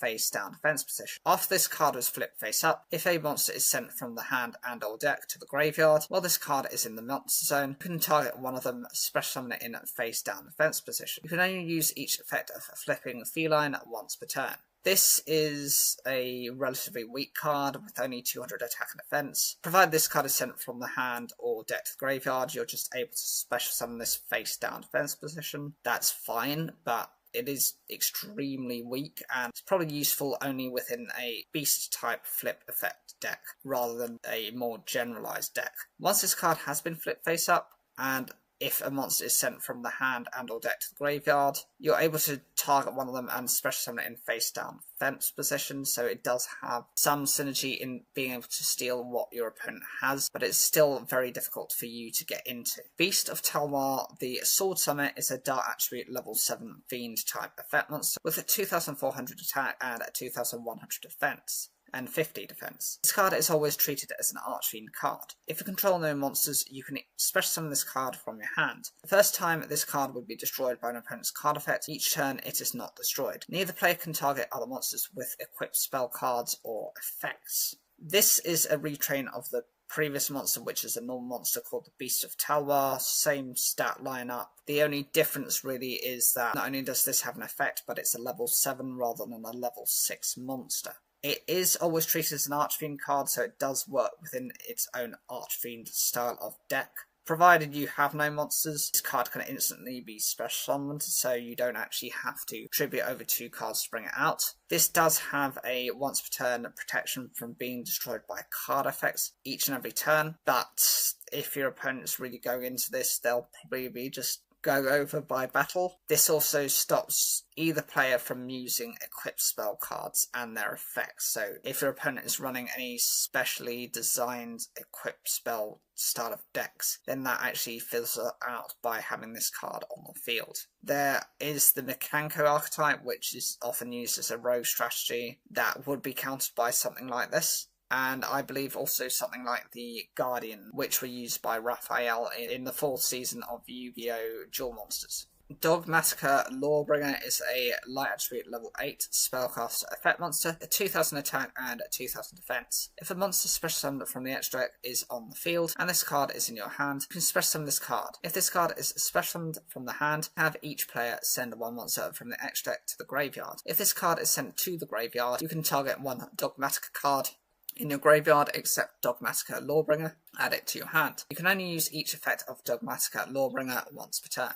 The attack and defense on this is fine because that's not the reason it's brought out. Provided a monster has been special summoned from the extra deck and it's currently on the field, and this card is in the hand, you can straight away just special summon this card. Once this has been special summoned, each player sends a monster from their extra deck to the graveyard. This is a common effect of the Dogmatica archetype, as it's very much anti-extra deck. It won't affect you so heavily as you won't be relying on the cards in your extra deck. It's mainly there to punish your opponent. If this happens to be sent to the graveyard, you're able to choose a Dogmatica card outside of itself, and that gets added to the hand, so it does also have recoverability within the archetype. It also helps you to recover regardless of whether that's a spell, a trap, or a monster. Highness Archfiend is a light attribute level 3 fiend type effect monster with 1000 attack and 800 defense. If this card is normal summoned, you can banish one Archfiend card from your graveyard, add 2 Archfiend cards from your deck to your hand, except Highness Archfiend. Also, you cannot special summon from the extra deck for the rest of this turn, except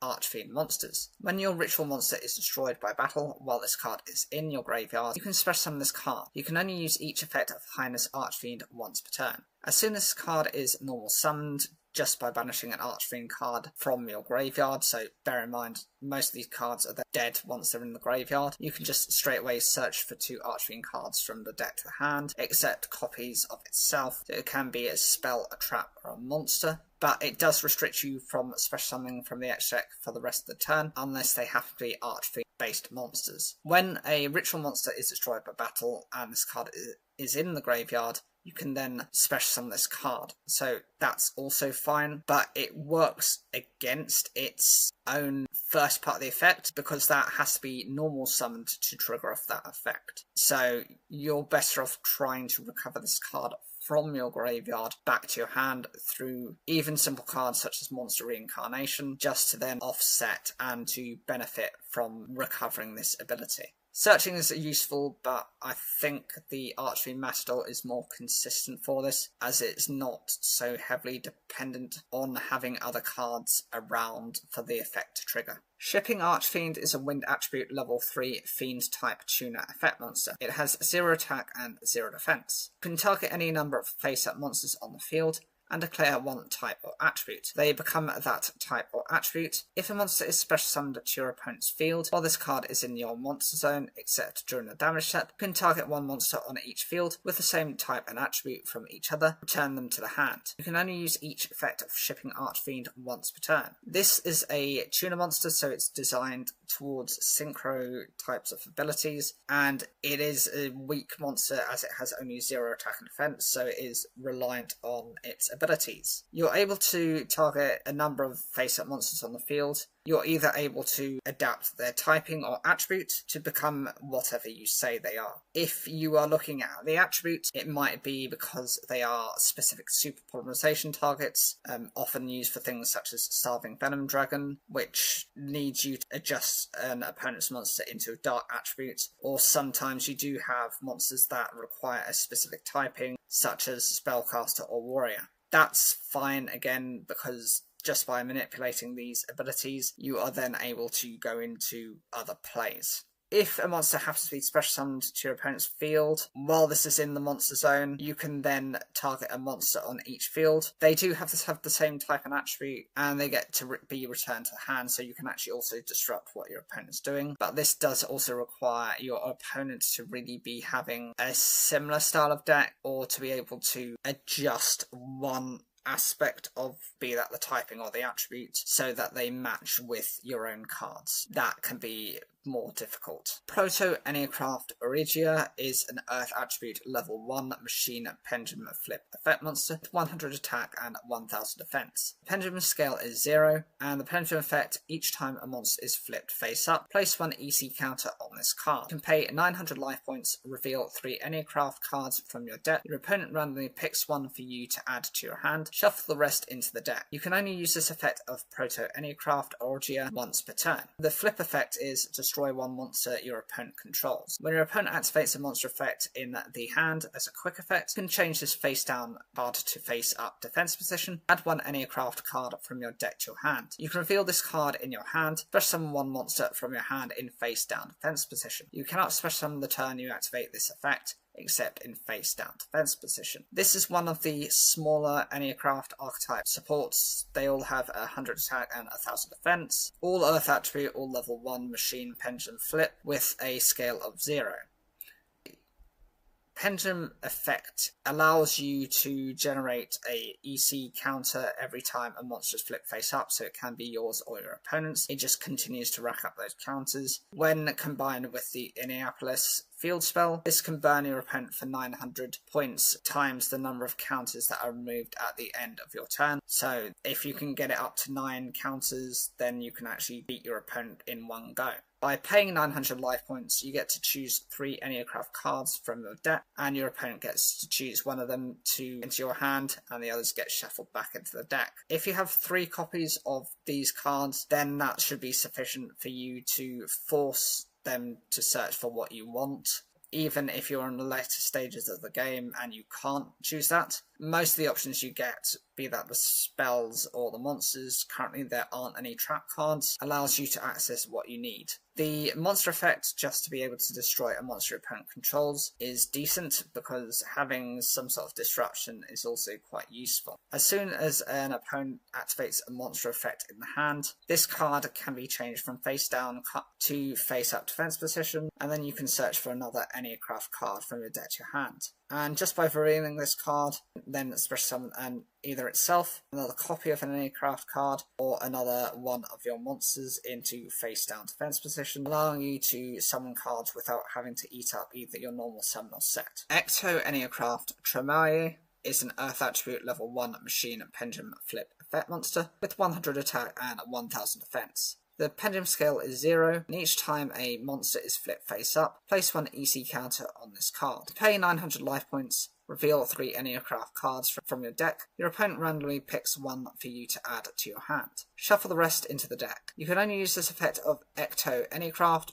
Fremar once per turn. The flip effect is to negate the effects of 1 effect monster your opponent controls until the end of this turn. When your opponent activates a card or effect that includes an effect that special summons a monster, as a quick effect you can change this face down card to face up defense position. Add 1 enneacraft card from your deck to your hand. You can reveal this card in your hand, special summon 1 monster from your hand in face down defense position. You cannot special summon this turn you activate this effect, except in face down defense position. The stat line on this is one of the smaller ones, so it is only the same stat lines, same attack at 100, same defense at 1000, same attribute at Earth, same level at level 1 machine pendulum, and the scale being 0. General effect, every time a monster is flipped face up, just generating an EC counter, allows you to develop the counters in conjunction with Enneacraft, which, when using its effect at the end phase of the turn, burns your opponent for 900 points times the number of EC counters it removes from the field. Since it does 900 points of damage, if you can rack up a total of 9 counters, you can disrupt your opponent and defeat them within the turn. By paying 900 life points, you can choose 3 enneacraft cards from your deck, so they can be either your spells or your monsters or a combination of both, and your opponent randomly picks one for you to add to your hand. If you have 3 copies of a particular card, you can force your opponent to make really no decision and just give you what you want. Alternatively, if it has been long within the duel, all of your enneacraft cards are useful at some point or another, so your opponent, whatever they give you, it's going to be useful for you. The other cards do get shuffled back into the deck, but since this is a constant shuffling through these abilities, you're most likely going to see those cards very easily. With the monster effect, you can negate and affect monsters' abilities until the end of the turn, which can be very useful, and it can actually respond to when your opponent activates a card or effect, provided it's one that special summons a monster. Not only does this allow you to disrupt a card, but it allows you to also search for another enneacraft card from your deck to your hand. This also has the special summoning ability, like the others, that allow you to summon either itself, another enneacraft archetypal card, or another monster from your hand to your field in face down defense position, preventing you from using up your normal summon or your set. Axe of Despair is an equipped spell card. This card is always treated as an archfiend card. The equipped monster gains 1000 attack. When this card is sent from the field to the graveyard, contribute 1 monster, place this card on top of the deck. This is an extremely old card, and originally it didn't have the top line of text, which was about treating this card as an archfiend card. It's just supposed that it's able to synergize better with an actual archetype and not just purely on its own. The equip boost is decent at 1000. That's enough to actually give your archfiends a decent level of support, but it does come with the trade-off of, if you want to recover this card, you are going to have to not only tribute one of your monsters, as and when it's sent from the field to the graveyard, so it's not a decision you can make later. You actually have to make that decision at the point that it's sent to the graveyard, and it puts it on the top of your deck, so guaranteed you're going to draw it into your next draw phase. But if this happens consistently, then you're not actually getting to your other monsters or the other cards which might be more vital at the time. It can put you into that top war situation which you don't really want to be in. Benefit of this is it's not a forced activation, so you can just choose to scrap this card if you need to. Falling Down is an equipped spell card. Activate this card by targeting an opponent's monster, equip this card to it. Take control, destroy this card unless you control an archfiend card. During each of your opponent's standby phases, you take 800 points of damage. This is intended to steal one of your opponent's monsters, so it is very much a snatch steal type of ability. It does have a downside in that if you don't have an archfiend card on you, and it can be anything with archfiend in the name, that card, well, this card then gets destroyed, and that monster that you took then goes back to your opponent. They can do this in a couple of different ways. They can either choose to outright get rid of any archfiends you have on the field to get back their monster, or they can choose to just go after this equipped spell through cards such as Mystical Space Typhoon, which is quite common these days given that Radiant Typhoon archetype is out there and that's directly supported by Mystical Space Typhoon. And the other problem is that it has the same life point sacrifice effect that the other archfiends that are kind of dice archfiends get, in that you're constantly taking burn damage and it's not sustainable in the long time.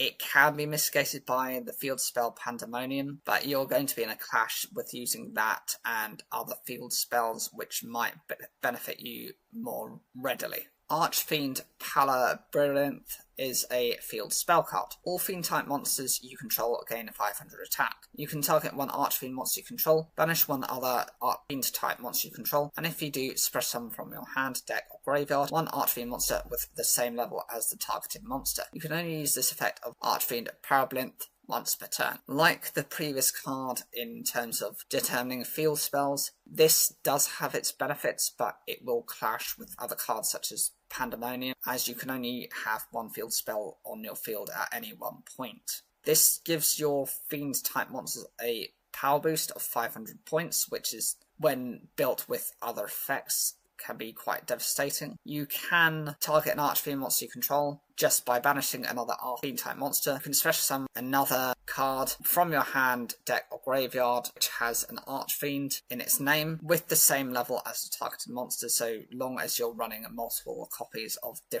similar level monsters, you can trigger off this ability quite easily, but it is a once per turn effect, and your opponent can get rid of this card very quickly through any spell or trap removal cards. Archfiend's Staff of Despair is an equipped spell card. Equip only to a monster you control. During your main phase, you can make all monsters your opponent currently controls lose attack equal to half the equipped monster's attack until the end of this turn, even if this card leaves the field. If this card is sent to the graveyard while equipped to a monster, you can pay 1000 life points. Return this card to the hand. You can only use each effect of Archfiend's Staff of Despair once per turn. This has to be equipped to one of your own monsters, so it cannot go to your opponent, and during the main phase, you're just able to make all of your opponent's monsters lose attack points equal to half the equipped monster's attack, and it doesn't have to be original attack. If you've boosted your own monster up by an amount, then that actually also gets factored in, but it has to be the stronger the monster you have, the more of the attack stats you reduce. This happens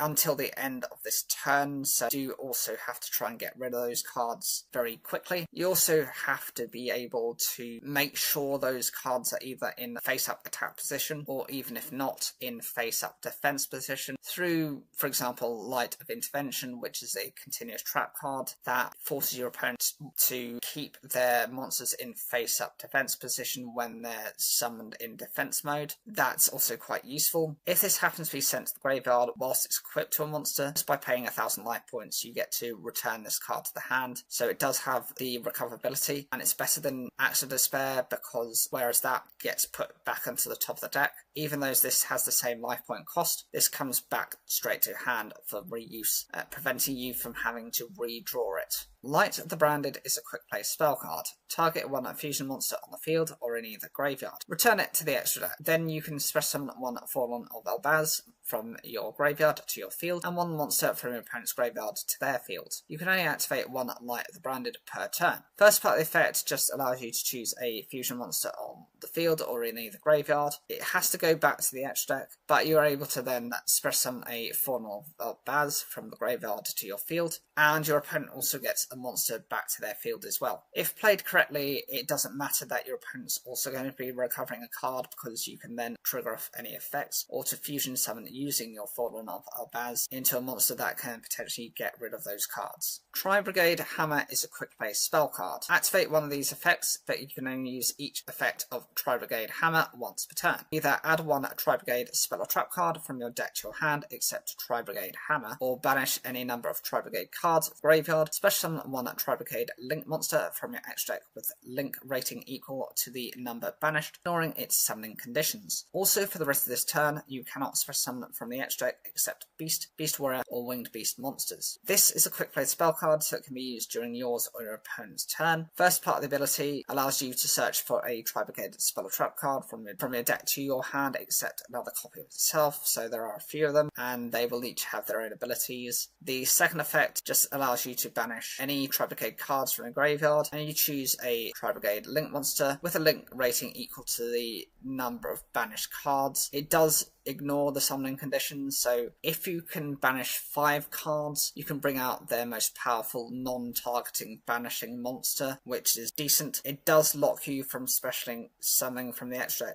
deck outside of Beast, Beast Warrior, or Winged Beast monsters, but that's not too much of a concern, as that's generally the cards and typings that the archetype works within. Enneacraft Rebirth is a normal spell card. Shuffle any number of Enneacraft monster cards from your hand and or face-up field into the deck or extra deck, then draw cards equal to the number shuffled. If your opponent normal or special summons a monster while this card is in your graveyard, except during the damage step, you can banish this card and activate one of these effects. Either special summon one Enneacraft monster from your hand in face-down defense position, or change one face-down defense position Enneacraft monster you control to face-up defense position. You can only activate one Enneacraft Rebirth per turn. First part of the effect just allows you to shuffle Enneacraft monster cards from your hand and all the face-up field back into the deck and the extra deck. You then get to draw the same number of cards that have been shuffled back. It's like Magical Mallet, but specifically for the Enneacraft archetype, and this can be useful if there are certain cards that you're looking for over the ones you already have. When your opponent normal or special summons a monster, provided this card is already in your graveyard,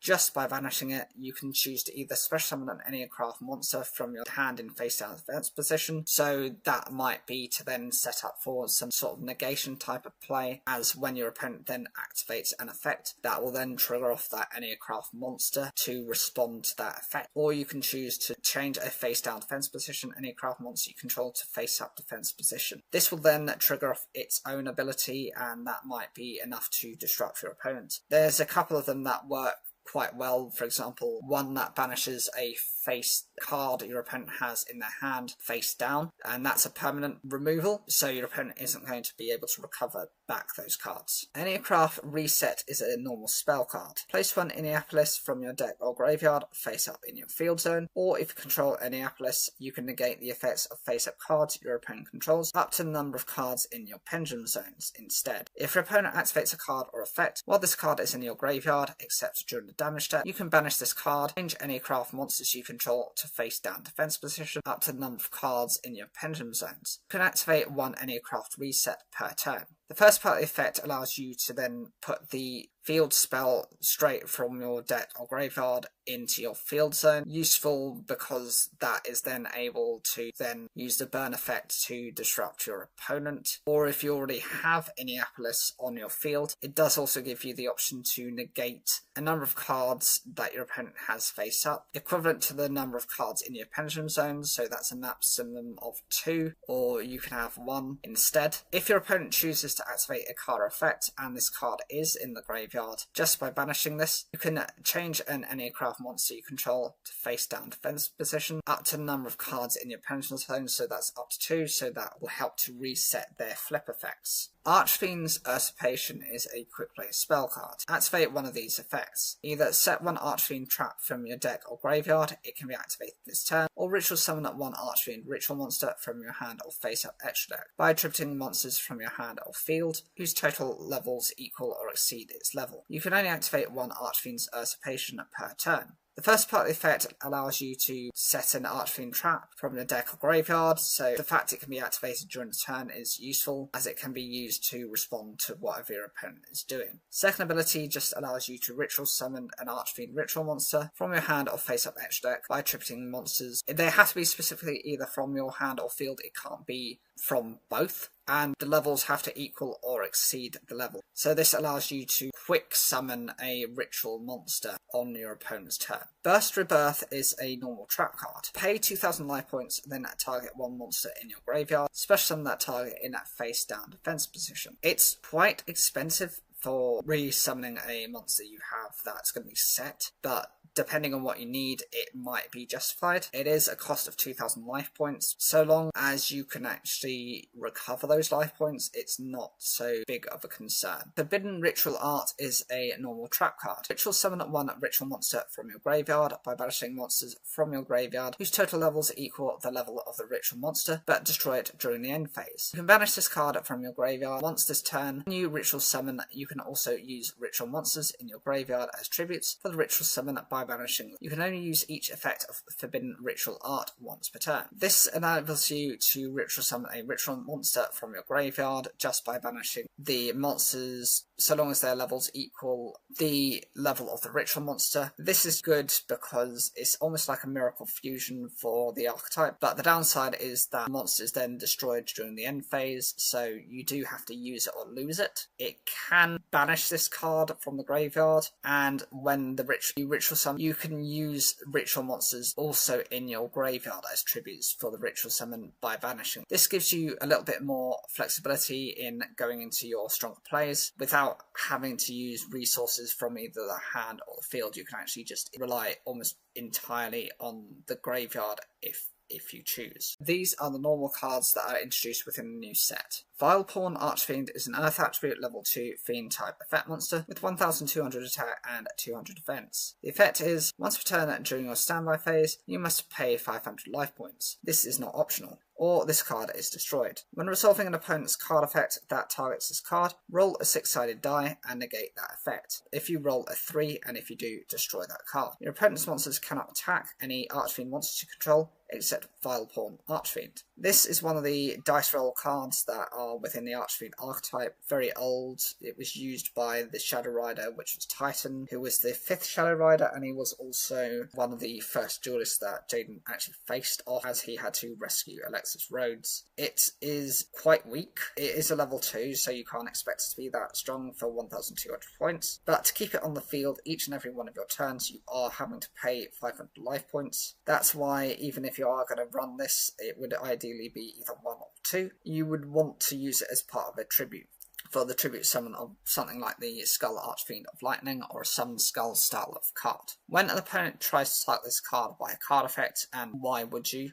You can negate that effect provided you roll a 3. It's very specific, as if you get any other number, then that effect doesn't work. It also forces your opponent's monsters to attack into this before they go into any of your other Archfiend monsters, so it actually at least acts as a bit of a guard for your other monsters. Shadow Knight Archfiend is a wind attribute level 4 fiend type effect monster with 2000 attack and 1600 defense. Once per turn during your standby phase, you must pay 900 life points. This is not optional, or this card is destroyed. When resolving an opponent's card effect that targets its card, roll a 6-sided die and negate that effect if you roll a 3. And if you do, destroy that card. Any battle damage this card inflicts to your opponent is halved. It has decent attack points and defense points for a level 4 monster. 2000 attack is fine, but you are having to pay each and every one of your standby phases 900 life points, or you lose this card in exchange. That type of life point cost isn't justified for this, especially since its own protection effect means that unless you roll a 3, it doesn't have that shielding. It also, whenever it does battle damage, it's half, so you're not even doing a decent amount of damage to your opponent by having this card on the field, and is over time going to cost you a lot more in life points than it's going to benefit you in battle damage to the opponent. Even think, when this card does direct damage to the opponent, it's only 1000 life points that they take. Dark Bishop Archfiend is a water attribute level 3 fiend type effect monster. It has 300 attack and 1400 defense. Once per turn during your standby phase, you must pay 500 life points. This is not optional, or this card is destroyed. When resolving an opponent's card effect that targets an Archfiend monster you control, roll a 6-sided die and negate that effect. If you roll a 1, 3 or a 6, and if you do, destroy that card.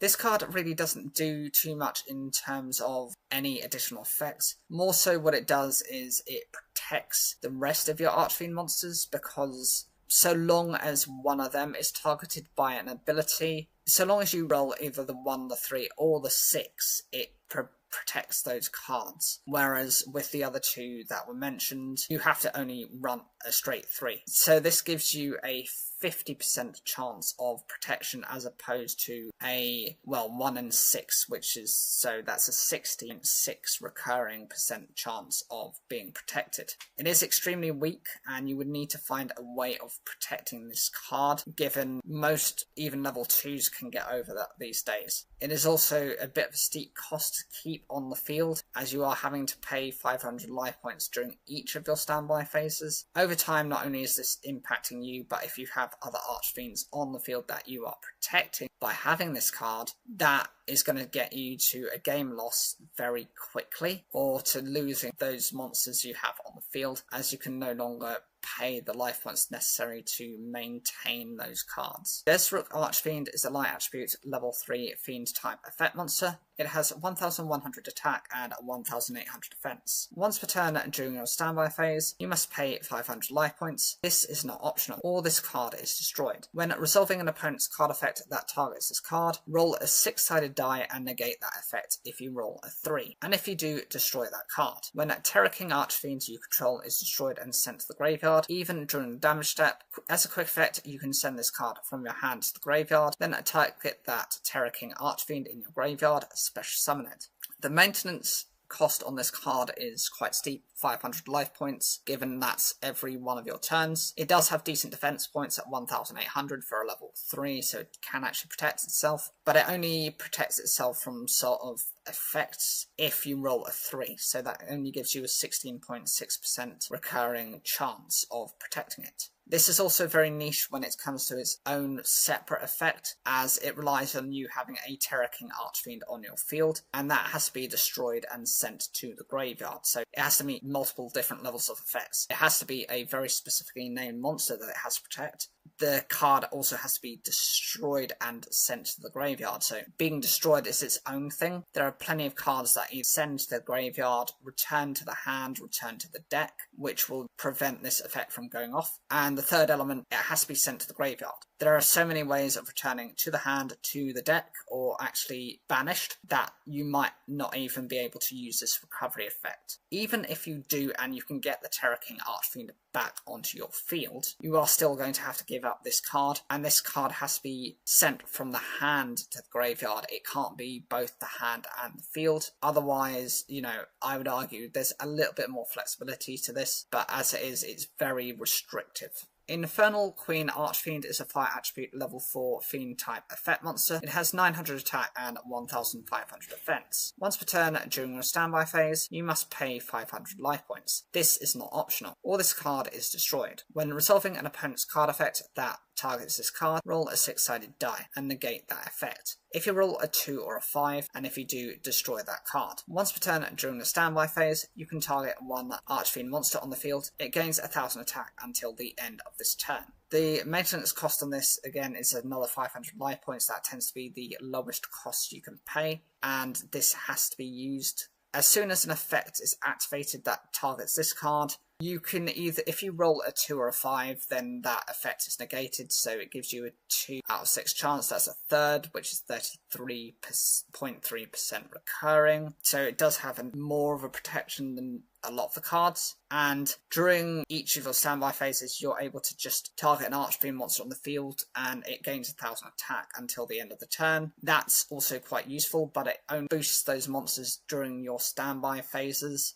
So the risk with that is keeping this card on the field, as you're only getting your standby phase the next turn. You're having to wait up until your opponent's finished all of their turn before using this ability, which can be quite challenging. Terror King Archfiend is a dark attribute level 4 fiend type effect monster. It has 2000 attack and 1500 defense. It cannot be normal summoned or flip summoned unless you control an Archfiend monster. Once per turn during your standby phase, you must pay 800 life points. This is not optional, or this card is destroyed. When resolving an opponent's card effect that targets this card, roll a 6-sided die and negate that effect if you roll a 2 or 5, and if you do, destroy that card. Negate the effects of effect monsters destroyed by battle with this card, including in the graveyard. This is not able to be normal summoned or flip summoned unless you already have an Archfiend existing on your field, so there's already a weakness. The maintenance cost on this is 800 life points, which is quite steep, as if you don't have a consistent field or means of recovery of life points,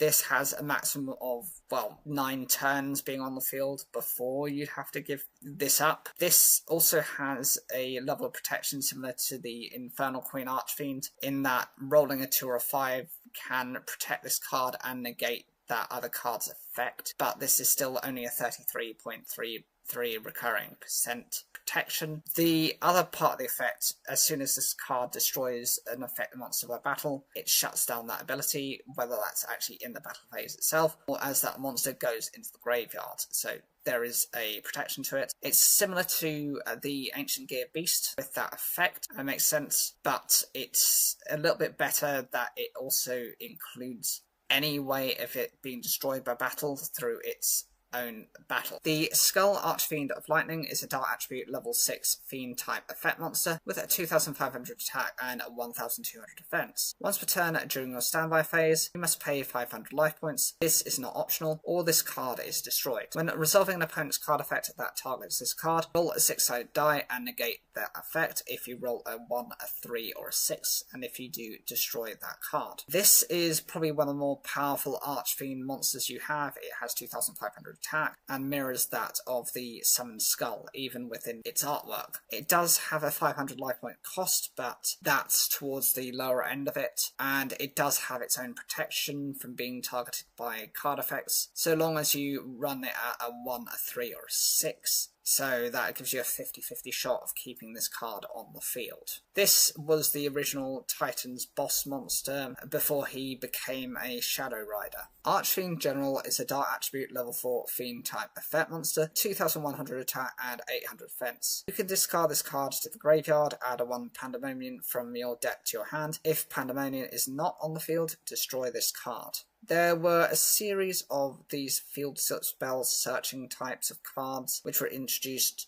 quite a while ago within Yu-Gi-Oh! That allow you to find whatever of these cards. There are, for example, Elemental Hero Captain Gold is very similar in that it searches for Skyscraper and also gets destroyed if Skyscraper isn't on the field when it's on the field. And there is another one which is specifically for Sanctuary in the Sky that also has that destruction based effect. This is fine as a searcher for the field spell, but I suppose since terraforming often gets limited or semi-limited, it's a way of getting the specific card that you need. Only concern as well is, with the Archfiend archetype, there are several different field spells they can rely upon, and this is only naming Pandemonium as specifically the one that you can target and receive. This Archfiend is a Dark Attribute level 5 Fiend type effect monster, 2400 attack and 0 defense. Normal summon this card without tributing. Once per turn during the end phase, if this card was summoned this way, destroy this card, and if you do, take 1000 points of damage. If summoned properly, then actually the negative part of the effect doesn't work, and I think that's fine given it's a level 5, it just needs the 1 tribute. 2400 points is sufficient to get over a lot of your opponent's weaker level monsters, but you can also normal summon this card without tributing. In doing that, you're hopefully able to clear one of your opponent's cards, or if you can use it as part of a link material, that's also an option. But you need to do this before the end phase, as once it's been summoned this way, not only is it destroyed, but you also take 1000 points of damage, so you're losing that field presence as well as your life points advantage. Archfiend Giant is a Dark Attribute level 6 Fiend type effect monster with 2400 attack and 1600 defense. If this face-up card on the field would be destroyed by a card effect, you can pay 500 life points instead. This effect can only be used once while this card is face up on the field. If this card is destroyed by a card effect and sent to the graveyard, you can special summon one Archfiend monster from your hand. It's quite decent for a level 6 as it only needs the 1 tribute. 2400 attack points isn't too bad, provided this card is on the field and it's destroyed by a card effect. Just by you are able to pay 500 life points instead. This provides it with a level of card effect protection, but the downside is then your opponent is just going to go over this card with battle. This effect can only be activated once while this card is face up on the field, so you're also limited to the only time it can be used. But if this card happens to be destroyed by a card effect and sent to the graveyard, you can then special summon any of your Archfiend monsters from your hand, provided they don't have any sort of limitations to them. That is fine, but I'm sure your opponent will read that effect and know either to banish this card to prevent it from being sent to the graveyard to trigger off this effect, or to return the card either to the hand or back to the deck before it can actually trigger off the secondary ability. Deus Ex Crawler is an Earth Attribute level 9 insect flip effect monster with 2000 attack and 3000 defense. When your opponent activates a card or effect that targets this face down monster, as a quick effect you can change this card to face up defense position, negate the activation, and if you do, destroy that card. After this card was flipped face up, while it is in the monster zone, negate all monster effects activated on your opponent's field. If this card on the field is destroyed by battle or card effect, you can add from your deck to your hand one level 9 monster with a different original type and attribute in this card. You can only use this effect of Deus Ex Crawler once per turn. This has 2000 attack and 3000 defense, so it is more defensive monster, which is typical for anything that has any sort of flip effect. As soon as your opponent activates a card or effect that targets this card, you're able to change this to face up defense position. That effect gets negated and you're able to destroy that card. Once this has been flipped face up and it's in the main monster zone, you can then negate all monster effects activated on your opponent's field. So it's a way of perma shutting down your opponent's monsters. And if this happens to be destroyed by battle of card effect, you're able to search from your deck to your hand a level 9 monster, provided it doesn't have the typing and the attribute of this card. So long as it's not an earth attribute or an insect type, you're fine, which is actually works well with the enneacrafts, because I believe the higher level monsters are level 9 and they are light attribute. This is a useful protection type of card, especially if you're waiting on getting certain cards before responding to your opponent. Springen's Brothers is a fire attribute level 4 machine type effect monster with 300 attack and 1800 defense. If this card is sent from the hand or deck to the graveyard, you can target one Springen's monster in your graveyard except Springen's Brothers, special summon it in defense position. If this card is in your hand, field or graveyard, you can target one Springen's Xyz monster you control, attach this card to it as material. You can only use each effect of Springen's Brothers once per turn. This is more of a defensive type of card, but it's fine for what it's needed. As soon as this is sent from the hand or deck to the graveyard, you're able to just choose a Springen's monster in the graveyard and it gets special summoned, so long as it's not another copy of itself. As long as this card is in your hand, field or graveyard, you're able to choose a Springen's Xyz monster, and this card can become a material. So not only can it fuel up your Springen's Xyz monsters, but it also has some graveyard-based synergy with your other Springen's monsters. Turbo Tainted Hot Rod GT19 is a fire attribute level 3 machine type flip effect monster. It's a tuner with 500 attack and 1500 defense. The monster effect, Flip, you can declare a level from 1 to 9. This card becomes that level until the end of this turn. After this card has been flipped face up during any main phase, as a quick effect, you can target one other face up monster on either field. Immediately after this effect resolves, synchro summon one monster using only this card and that target. You can only use one Turbo Tainted Hot Rod GT19 effect per turn and only once that turn. This is able to adjust its levels so you are able to go into a variety of different synchro monsters more readily, and this can also be synchro summoning pretty much as soon as it's flipped face up, so it does allow for an Excel synchro style of play. It is only allowed to use this in conjunction with one other monster you have on your field. So if you are trying to summon synchro monsters that happen to need 2 of a non-tuner, that's not actually going to work for this type of ability. At least it's a way of responding to your opponent within their turn. Berserk Archfiend is a Dart attribute level 6 fiend type effect monster with 2000 attack and 0 defense. You can target up to 2 face-up monsters you control, including a fiend monster, special summon this card from your hand, and if you do, destroy those monsters. You can only use this effect of Berserk Archfiend once per turn. When a monster is destroyed by this card's effect, you can target face-up monsters your opponent controls equal to the number destroyed. This card gains attack to their combined original attack until the end of your next turn. With it having 2000 attack, it's fine, although that's a little bit weak for a level 6, but you can target 2 face-up monsters you control. It has to include at least 1 fiend type monster. You are then able to special summon this card and destroy those monsters. That's fine because if they've got a destruction based effect, then those trigger off. Even if not, then those cards are in the graveyard for you to recover for later. When a monster is destroyed by this card's effect, you are able to target face-up monsters your opponent controls equivalent to the number destroyed, and this card gains attack equal to their combined original attack until the end of your next turn. So it does also boost itself up depending on what you destroy. The stronger the monsters you destroy, the stronger this card becomes. This is very battle centric, but the problem with that is it's a very straightforward strategy. If your opponent has anything that can block those type of attacks, or a way of disrupting your opponent, you from using this card,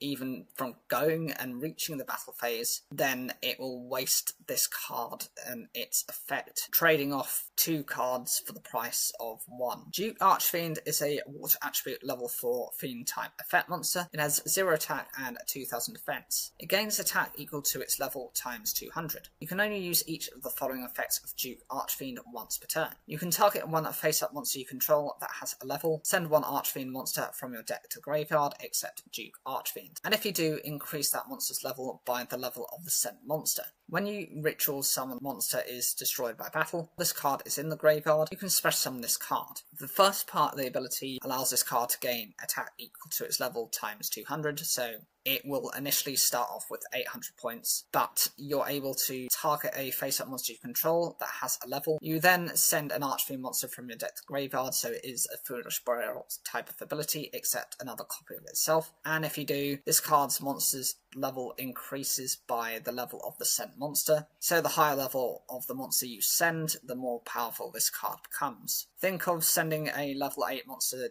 to the graveyard. This card then becomes a level 12, and that will become a 2400 attack monster. The longer you can keep this card around, the more powerful it can actually become, because each of those effects can be used once per turn. Provided a ritual monster is destroyed by battle and this card is already in the graveyard, this card has the ability to recover itself, but that's similar to some of the other style of cards which are based on the ritual Archfiend Emperor and Archfiend Matriarch. Enneacraft Okaniri is an Earth Attribute level 1 machine type pendulum flip effect monster with 100 attack and 1000 defense. Pendulum scale is 0, and the pendulum effect, each time a monster is flipped face up, place 1 EC counter on this card. You can pay 900 life points to reveal 3 enneacraft cards from your deck. Your opponent randomly picks 1 for you to add to your hand. Shuffle the rest into the deck. You can only use this effect of enneacraft Okaniri once per turn. The flip effect on the monster ability is to shuffle up to 3 cards from your opponent's graveyard and or banishment into the deck. When your opponent activates a card effect in the graveyard or banishment, as a quick effect you can change this face down card to face up defense position, add 1 enneacraft card from your deck to your hand, reveal this card in your hand, special summon 1 monster from your hand in face down defense position. You cannot special summon this turn you activate this effect except in face down defense position. So this is similar to the other enneacraft monsters, the smaller ones, in having the same stat lineups on them and the same pendulum scale of 0. The pendulum effect allows every time a monster is flipped face up, be that yours or your opponent's, to generate an EC counter on this card. With the Enneapolis, that field spell will take away each of your EC counters per turn, and your opponent will be dealt 900 points of damage for each EC counter they had removed. So if you can actually get 9 counters on the card, that'll be enough to wipe out your opponent's life points. In addition, by paying 900 life points, you get to reveal 3 enneacraft cards from your deck. Your opponent then randomly chooses 1 for you to add to your hand. The rest get shuffled back into the deck. If you have multiple copies of the same card, then that can actually force your opponent to search for the card that you want. Even in the later stages of the game, and you don't get that choice, you'll still be able to get and search for a decent level of cards, depending on the situation. With the monster effect, its flip effect allows you to shuffle 3 cards from your opponent's graveyard and or banishment back into the deck, which is perfect as it's often more difficult for your opponent to then search for those cards to recover them and use them for their advantage. Another effect is, as soon as the opponent activates a card or effect in the graveyard or banishment, by changing this card from face down to face up defense position, you're able to search for an enneacraft card from your deck to your hand. That's useful as that also provides you with additional searching capabilities. The last part of the effect allows you just to special summon itself another copy of an enneacraft card or another monster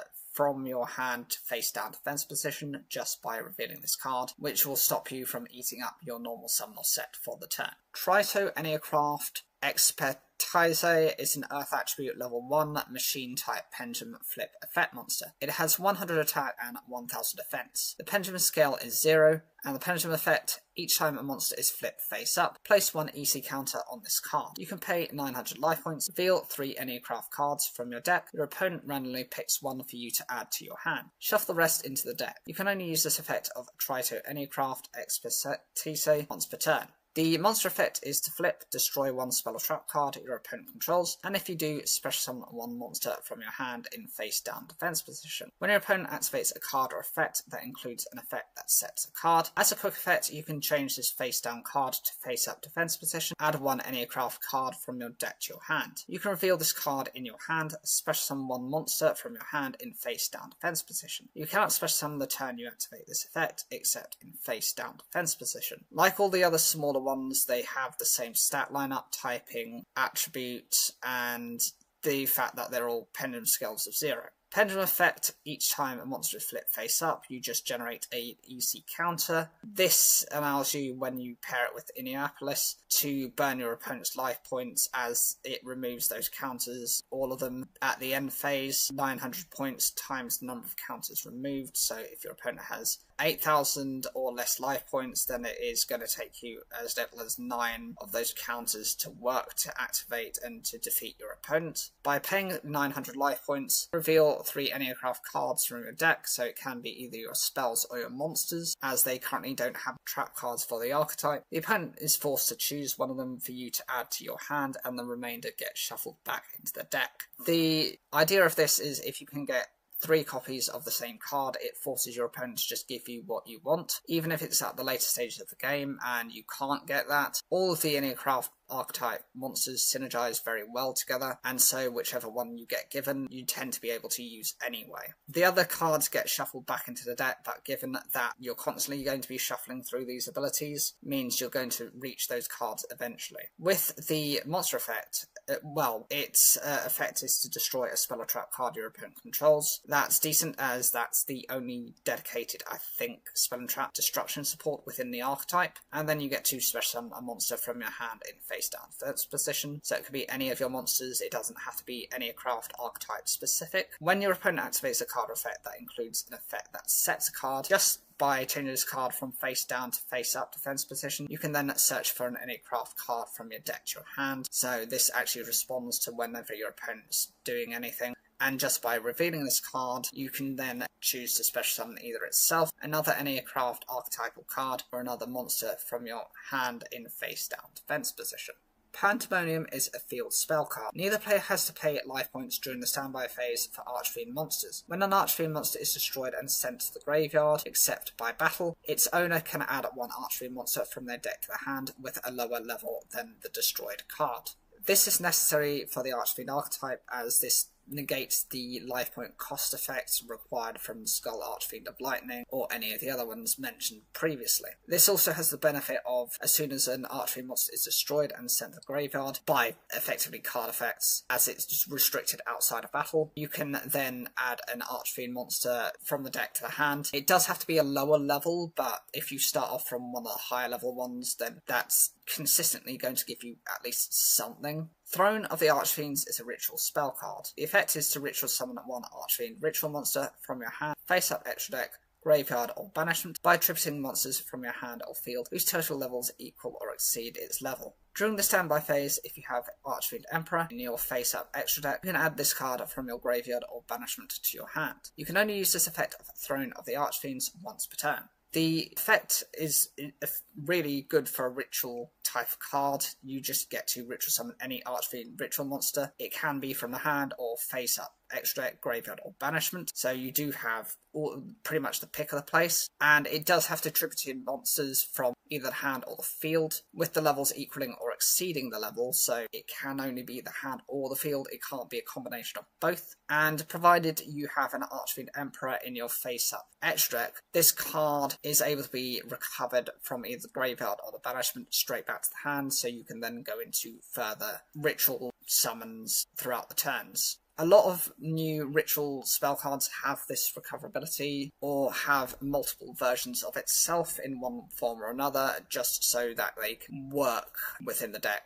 Necros is an example of that. Reverse Reuse is a normal trap card. Target up to 2 flip monsters in your graveyard, special summon them to your opponent's field, face up or face down defense position. I don't necessarily understand why you help your opponent in with enneacrafts. They don't really work towards that. It's useful for minigal cards. They work negatively on your opponent if they happen to be on your opponent's field. That's ideally where I think this has some benefit for you. Call of the Archfiend is a continuous trap card. You can target 1 level 5 or higher fiend monster in your graveyard, discard 1 fiend monster, and if you do, special summon the targeted monster. You can only use the effect of Call of the Archfiend once per turn. The effect allows you to bring out a higher level fiend monster from your graveyard just by discarding a fiend monster. It can be useful against some of your Dark World monsters because they have discard based effects, but often they are reliant on your opponent doing things rather than you doing anything. You are bringing out high level monsters, and since this is a recurring special summon, you can get back any field domination that you need. Springen's Call is a normal trap card.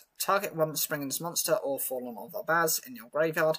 Special summon it. During the main phase, except the turn this card was sent to the graveyard, you can banish this card and one fusion monster from your graveyard. Then target one Springen's Xyz monster you control, attach one fusion monster that lists Fallen of Arbaz as material from your extract to that monster as material. You can only use each effect of Springen's Call once per turn. The first part of the effect allows you to choose a Springen's monster or a Fallen of Arbaz, and it gets special summoned. And during the main phase, provided it's not on the same turn it's sent to the graveyard, by banishing this card and a fusion monster from your graveyard, you're able to bring out a Springen's Xyz monster and attach another material from it onto that monster. So that's actually quite useful to reset types of abilities. Dogmatica Beast is a normal trap card. Target one monster in your graveyard or banishment sent to the graveyard, one monster from your extra deck or one Dogmatica monster from your deck with attack greater than or equal to that target. And if you do, special summon that target. Until the end of your next turn after this card resolves, you cannot special summon from the extra deck. You can only activate one Dogmatica Beast per turn. The effect allows you to choose a monster in your graveyard or banishment, and it's sent to the graveyard, one monster from the extract, so either that or a Dogmatica monster, with attack that has to be higher than target, and then you get to re-special summon that target. This allows you to pretty much do what you need to in terms of recovery, but it does restrict you from special summoning from the extract until the end of your next turn, so you are waiting really 2 turns, which can be a lot of a downside. But the Dogmatica archetype doesn't rely heavily on extra deck monsters, so it's going to be less of a problem than if your opponent wants to use it. Archfiend Playtime is a normal trap card. Special summon one level 7 or lower Archfiend monster from your hand or deck, or if you have an Archfiend Ritual monster or in your face-up extra deck, you can special summon up to 1 each of Royal Archfiend, Duke Archfiend and Highness Archfiend from your hand or deck instead. You can only activate 1 Archfiend Playtime per turn. The first part of the effect just allows you to special summon a level 7 or lower Archfiend monster from your hand or deck, so that's actually quite useful as a way of just instantly bringing cards out when you need them, and there isn't really any limitations to it. But if you already have an Archfiend Ritual monster in your face-up extra deck, you can choose to actually bring out 3 monsters. The Royal Archfiend, Duke Archfiend and a Highness Archfiend. Each of those is quite powerful in its own regards because they work very much with the new Ritual Archfiend support. Each of them can be recovered if a Ritual monster happens to be destroyed and they are in the graveyard. One has an ability to boost attack points, one has the ability to search for other Archfiends, and one has a recovery ability on it. Archfiend's Fervor is a continuous trap card. If you control an Archfiend Ritual monster in your extra monster zone, you can target one face-up card your opponent controls, negate its effects until the end of this turn. If this card is banished from the hand or field, you can add 1 Archfiend card from your deck to your hand, except Archfiend's Fervor. You can only use each effect of Archfiend's Fervor once per turn. The first part of the effect, so long as you've got an Archfiend Ritual monster in the extra monster zone, you're able to suddenly negate a face-up card your opponent controls, be that a spell, a trap, or a monster effect, and that can be useful especially if your opponent is running Floodgate trap style of cards, as this will help you to prevent you from being limited from summoning. You are also, once this card is banished from the hand or field, able to search for an Archfiend card from your deck to your hand, except another copy of itself, and that can be quite useful. So we've now had the full list of the cards within this set. Personally for me, I'm very interested in most of these cards anyway. I do think they're quite useful for what they need to be, and I definitely think that there's enough access point for people who are either not familiar with Archfiends or want to learn how to use the enneacraft archetype to get an understanding. I'd love to know what you think of the archetype in the round, just your overall opinion in the comment section down below. Make sure to like the video, it really helps support the channel, and if you can watch another video at the end screen, that would be great as well. Thank you. I would really like you guys to do me a small favour. Currently at the moment I am running a donations-based campaign, and this is so that I can get my level 3 professional cookery qualification. Normally these take anywhere between usually half a year to a full year. However, I've managed to find one that promises to kind of fast track. It's got a good reputation behind it. It has about 30 years. It's been around since 1992, so it's now 34 years coming up for. And it can get a level 3 qualification in cookery and professional skills completed within 10 weeks. However, the cost of it is about £15,000, and that's about £3,000 in accommodation, which I'd have to take up because I'm not from that area. It's near enough the Exeter area. It's called Ashburton College, and it specialises in food production. There are 2 courses. There's the main one, which is in the just generally cooking, and then you've got the other one, which is patisserie, if you want to specialise as a patisserie chef. Now, my emphasis is on the general cookery and to develop within categories as much as possible. They do have the option for the smaller course, which is the 4 weeks, but that will give you a certificate and not a diploma, so it won't give you the same level of robust training. And now, I would be grateful for absolutely any donations you can provide, any support you can provide. That'd be great, even if you can just share that information to other people. It's all about trying to help support people in their health journey. I am, of course, investing in myself and my own development by doing a few things. First thing I'm doing is I'm taking a full-on nutrition course, and that is in association for the AFN, which is the Association for Nutritionists. It's not a full-on degree, but you can get up to a level 5 qualification, which is recognised by the body, and so I would only need to kind of top up the year to be able to then develop into a nutritionist. I'm also invested into a fitness personal training type of course, which is more practically based as well. And that is very much about dealing with the practical fitness side of the industry to get you into a wellness space. So I am doing a lot of my own stuff to get myself more effectively trained. And I believe that with the additional bit of support, which again, I just don't have the funding for, COVID and since has not been great for me. I've not been able to make that much of an income, and also my skill set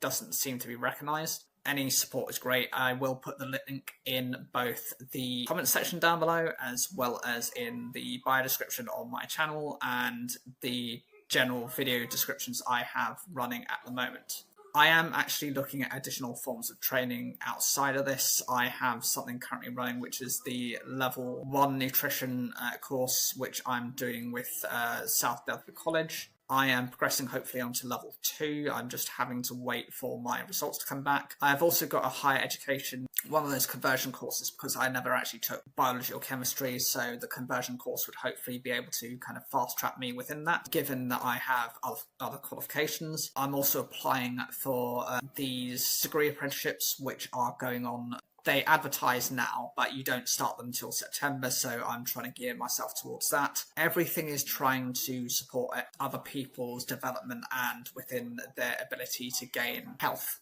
Get them away from all these weight loss drugs where you just don't know the end result and the side effects outside of you're going to lose the weight, but it might not necessarily be the healthiest way to do it. Better to be supported. I do have about 10 years food industry experience, but I feel that if I gain the qualifications and the understanding and reasoning behind different nutrition facts and different categories within the product ranges, I'm not one who feels that you have to limit themselves. You know, if you try and limit your vices too much, you end up just going obsessive. Look at people at Christmas, you know, they fall into place with all this marketing. Oh, I must have every one of every dessert. No, you don't. If you don't like mince pies, don't have mince pies. If you don't like the specialty desserts, just don't go for them that year. Just go for your standard fare. Something safe. Something you know you're going to like. And that's what I did this year. It's just pretty much like a specialty dessert. Mince pies, 1 lot, and 1 Christmas cake as well, I believe.